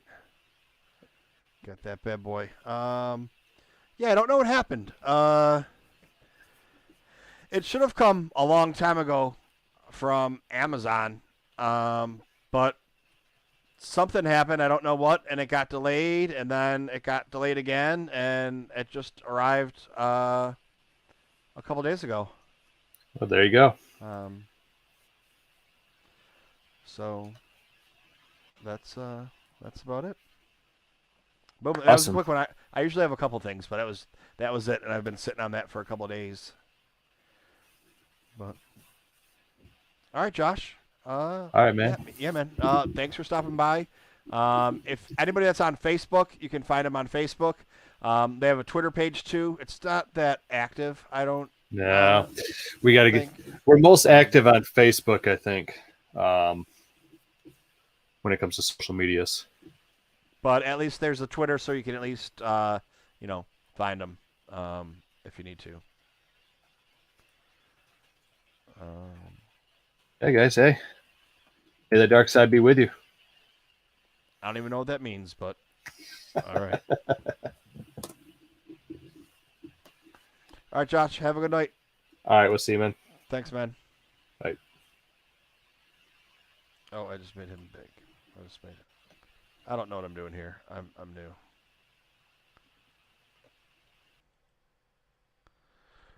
All right, everybody. Yeah, Josh and I have had a lot of fun.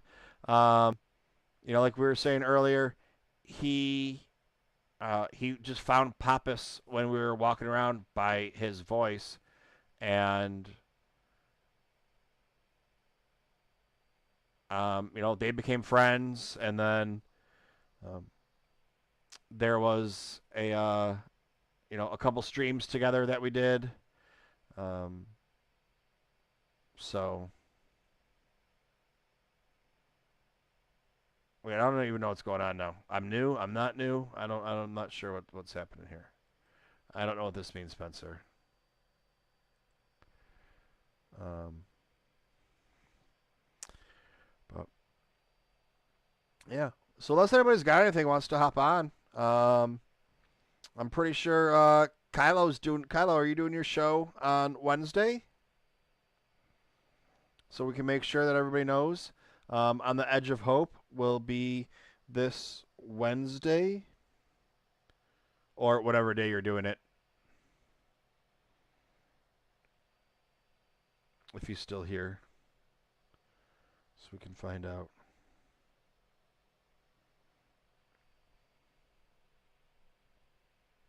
No, anyone? Yeah, nobody's got anything. Oh, you need a guest?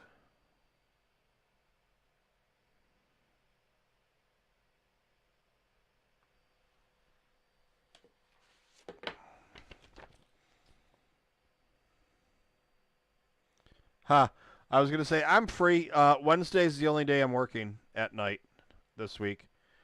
I open Tuesday, Thursday, Friday, Saturday, and I work Wednesday night. So, um,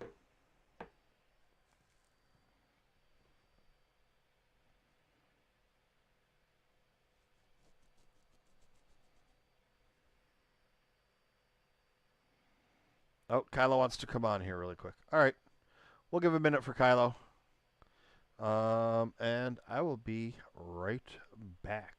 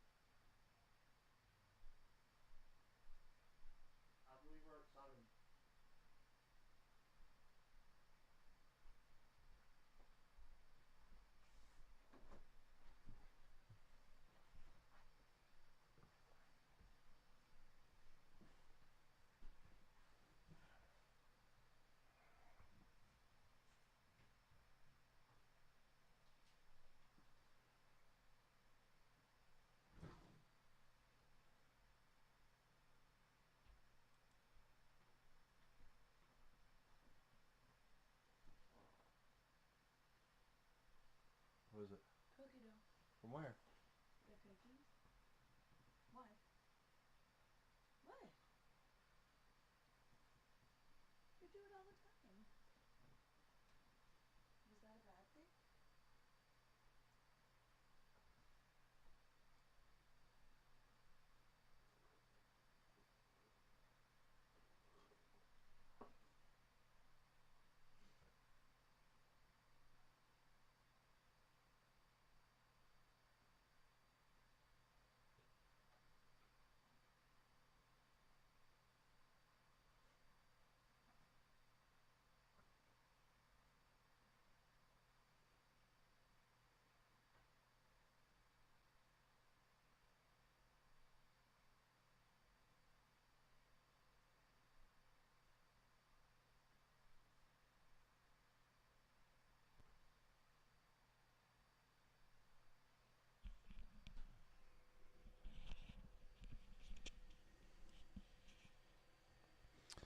All right.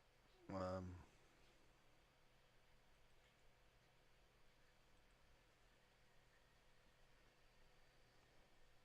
that's not it.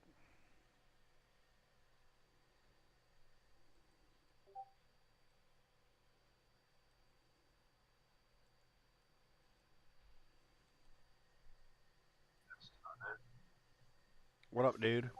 What up? What up? What up? Nothing. I was just. I gotta wrap it up soon. No, that's fine. I got a couple things I gotta do. Um, get stuff ready for in the morning. I gotta leave the house at 7, so I gotta leave the house in 6.5 hours at the latest. Um, you know, Yeah, I was thinking, not probably just doing it on Thursday because I know I'm not doing anything on Thursday nights. Wednesdays are usually up in the air. It could either be like later on, but then it's just like, sometimes if we get into a long conversation, like some of the last ones have been, where we start at like 8:30 Central Time, you know, or even 8 o'clock Central Time, we've all of our streams have been 3-4 hours, yeah, which is fine because we can go. They only go 3-4 hours, but we can go 5-6 hours. I think one of the longest streams they did was almost 5 hours. So, um, but yeah, I haven't lined it. I didn't get anybody lined up last week because I've been super busy and I didn't have time to. I know Spencer said he'd jump in and do one, so we're gonna try to get that lined up where I can have it set up. Even maybe even Miss Cat has mentioned it. She might join as well for one. Usually I'm not busy those nights. yeah. I mean, I can, I can do Thursday if you want to do it. Yeah, like we could do. Yeah, so like Thursday night, since you're not working, I'm not working. We'll have you on Thursday. Um, I mean, I don't know how long of a on the edge of hope it's gonna be because we know each other pretty well, so there's not really too much for me to ask you. You know, Yeah, it's like I mean, I was, um, I'm liking the more frequent, shorter ones, um, just because there's so much, like I don't know if that makes sense. Like today, like if that would have been, um, like a normal guest or somebody I didn't know or somebody that was just going to be on for an hour, it would have been 9:30 to 10:30, and you come on for an hour. It's 11:30. We talk for an hour. We're done. You know what I mean? right? Where before it used to be then we talk for 2 or 3 hours. Um, but now it's with having more often. Um, or even with me working at night, and I'm just popping in and out of your stream or listening here and there, or whatever. It's they're I don't know. It's just different, not in a bad way, in a good way, because it's not the late marathons or whatever. Um, Well, yeah, and like if we're on more than two nights a week, we don't have to go 4 or 5 hours. yeah, Because before we were doing those because we would only be on stream one night, maybe 2 nights a week. So we would sit here in BS for an extra 2 or 3 hours because we only had a chance to talk a couple days a week. But now I think it was a good idea for me to revamp and start doing it. So then this way we can interact more, and it's a shorter interaction, and it gives our viewers an extra couple days to come in, see what the hell we're talking about, and interact with us too, because it helps our friends too. yep. You know, Um, do you have Audible? do I Yeah, like the book stuff? yeah, No. dude, go ahead and get it. You can sign up right now for a free trial. You can use my link, um, and you get the 2 books for free. So you can get this book that just came out, and you can get the it's like a 13-hour book. You heard me talking earlier. I should hopefully finish it tomorrow. If not tomorrow, in the next couple days. Basically, I should have this book finished and the kids' book finished, or the young reader, uh, this week, and pick up both comics, the last one and this one, and be all caught up. And then we can talk about that, because that's going to be a whole lot of fun too. I don't really have the names down, but right now for me the names aren't as important. It's the story that I'm being told. Are you talking about High Republic stuff? Yeah, Okay, yeah, send me a link or something, because I was thinking about going to the comic book store tomorrow and picking up those. I think it's only one issue out yet so far. For the High Republic, like there's a comic book, right? That I thought I saw. It just said High Republic. It was a new release last week. yeah. I'm gonna put it on here. But if for some reason you don't get it, oh, we got a thumbs down. Oh no, you stupid people! Don't you know a thumbs down is the same thing as a thumbs up? Yeah, well, when you're cancel culture fucking moron, you think you're putting us down by giving us a thumbs down. There it is right there, so you can copy and paste it, um, or just go right to. As soon as you click on the first thing on there is free Audible trial, um, and like it's the same shit. You got to sign up and give them your credit card number. Um, is for any free trial, and you say, "Hey, I want to try these books for free for a month, or whatever it is," and you get the 2 books. Um, and then you can get those 2 out of the way. Or I mean, like a lot of times I look at them too and see some of like the older books I looked at, and so like it costs for Mhm. I get 2 books a month, um, and that's what had me get all caught up on all the old ones too, um, and then some of them it's like, oh, this book's on sale for $9. Well, it's cheaper for me to buy the book outright than it is for me to buy it using my subscription. So then I had, cause instead of it ends up being like $11.50 a book, and it's like, oh, I could get this one for $9, so I'll just pick up that for $9. Um, but yeah, it's just do it. Get your book or two and cancel it if you want to, or decide to keep going. I think you can sign up for one book, and that's like $12 or $13 a month. Um, and then if you do start doing it and you like it and you want to start reading and getting caught up on more books, I think you can buy like 3 books. Um, like you buy 3 credits for like $23, so it ends up being like $8 a book or $7 a book or whatever it is. Um, and then you can use those credits for anything. But yeah, take a look at it and just do the free one. I'm not, like I said, I'm not sure exactly what it is. If you sign up for the low level one, then it's only 1 book you're gonna get for free. You sign up for the the more expensive one or the $20 a month one or whatever it is, you're going to get the two books for free. Um,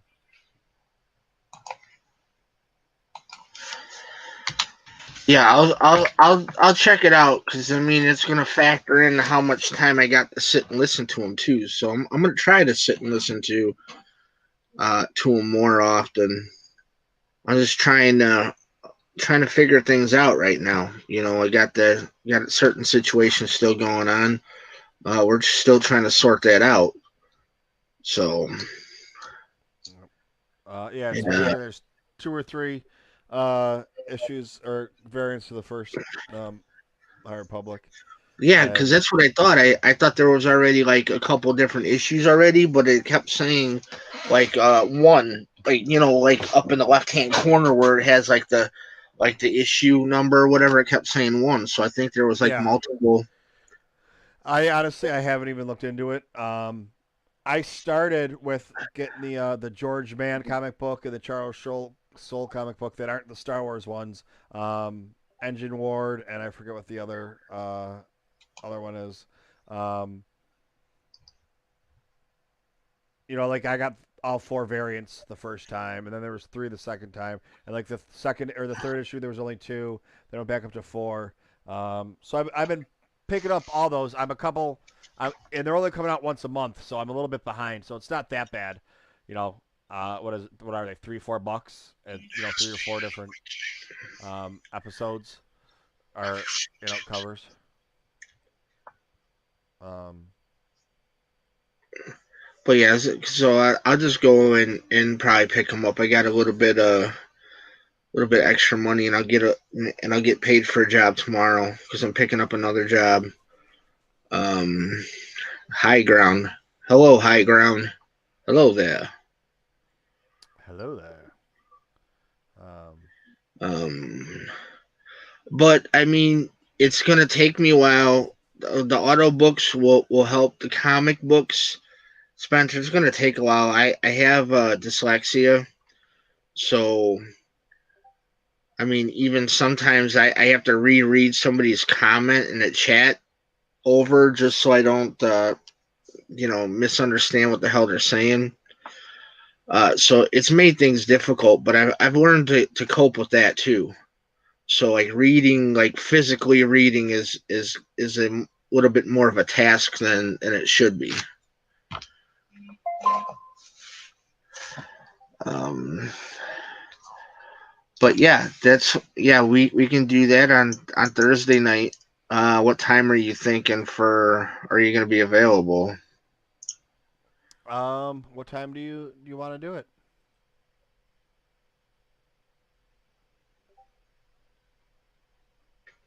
Um,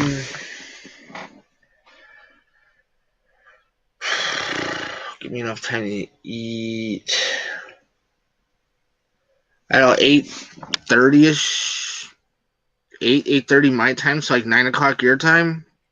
Just in case, because me and you talking is gonna get into a long, long, long thing. So we'll get a jump on it, and so I mean it's totally up to you. Like 8 or 8:30 my time is fine. So like 9:30 your time. Yeah, that works for me.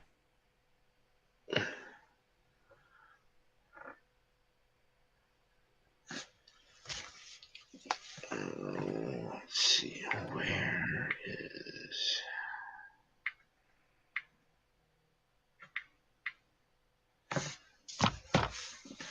I was just getting a DM. Um,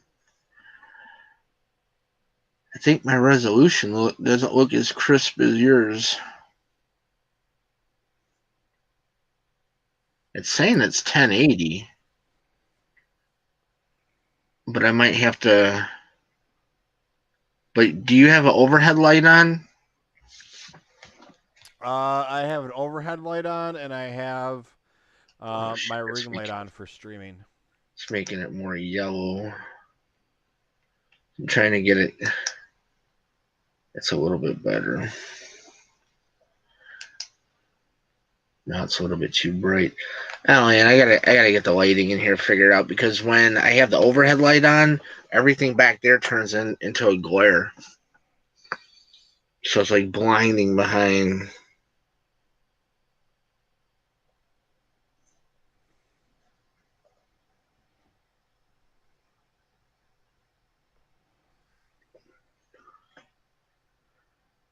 But yeah, General Kenobi.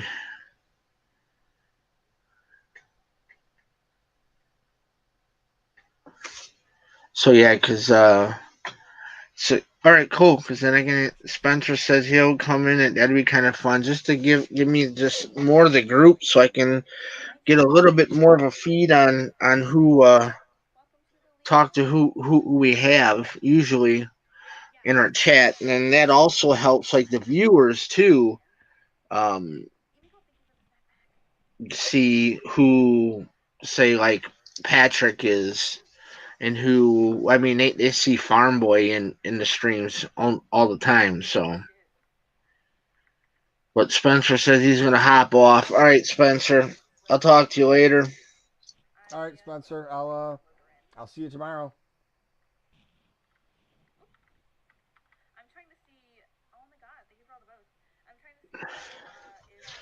So, other than that, we got anything else coming up?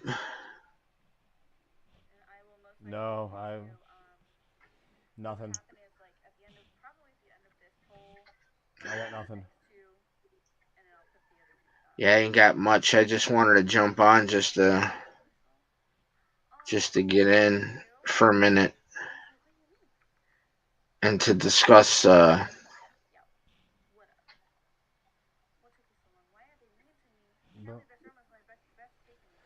all right. Well, everybody, it's been fun. It's been real. It's been real fun. It's been a good night, man. I was sitting there playing on the tablet, listening to you guys talk. So I Yeah, enjoyed it. he's a lot of fun, and his podcast is a lot of the same thing. Just sitting there speculating, like he was saying, and um, like the one time I was on his, it was just they were on Facebook and they were like, hey, let's try this Facebook Live thing. Like, anybody want to join in? And I was like, hey, I know. And he's like, oh yeah, I know you. And I was like, okay. I mean, this was a year ago, if not more. Um, you know, and yeah, I just hopped on. It was the same thing. Like, hey, what about this? It was just sitting there BSing. Um, because it's like right now, not like you haven't read the book. I'm almost done with the book. Um, this first book. Is sit there and talk about the book. Um, but until everybody gets caught up or more people get caught up with it, um, it's like, all right, what do you guys want to talk about? Let's just talk about whatever we're going to talk about and see what happens. I wonder how many people got confused by tonight's conversation. How it was Star Wars, and all of a sudden it went into the MCU.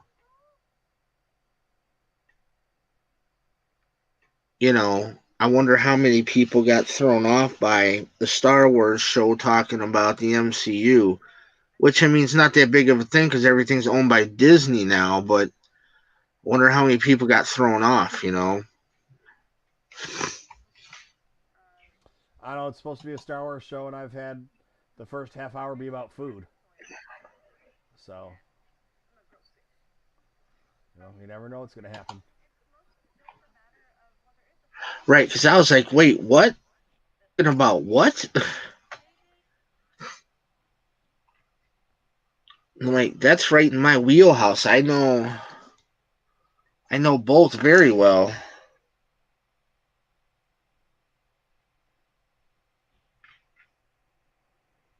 But yeah, man, I'm gonna hop off. I got a couple things I gotta do. I wanna try and uh, hop on,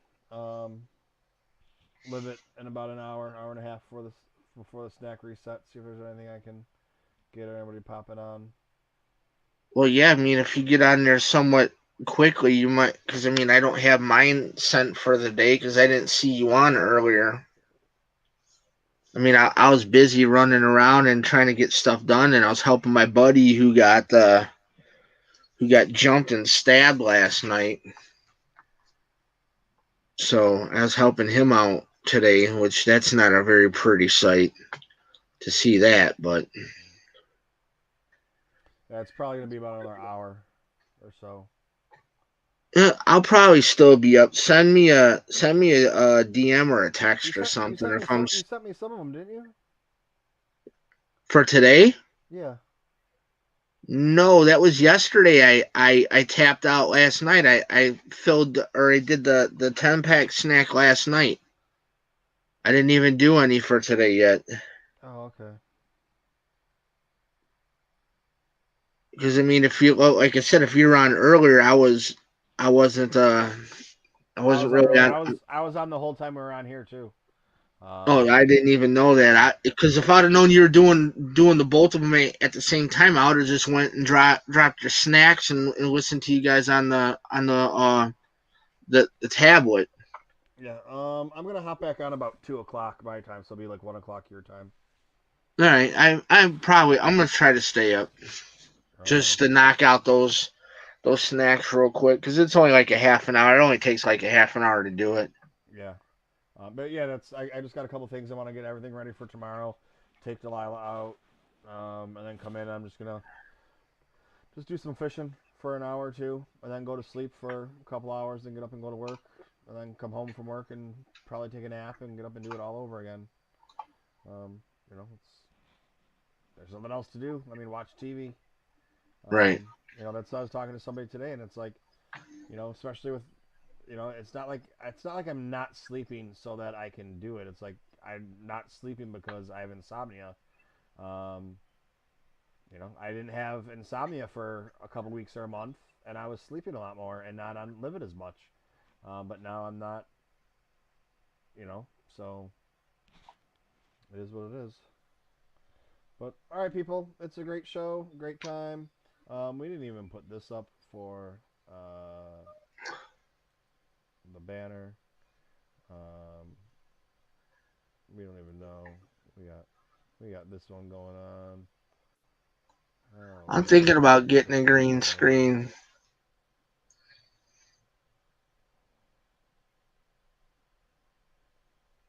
We got this one going on. I don't even know where my livid is. My livid one is anymore. It's in there. It's all the way down at the bottom almost, There it is, right or it there. was. But, Yeah, there it is. I'm gonna do a couple things and go talk to Danielle and figure out what's going on for tomorrow. Um, yeah. So, yeah, man, that's about it. That's all I got for today. All right.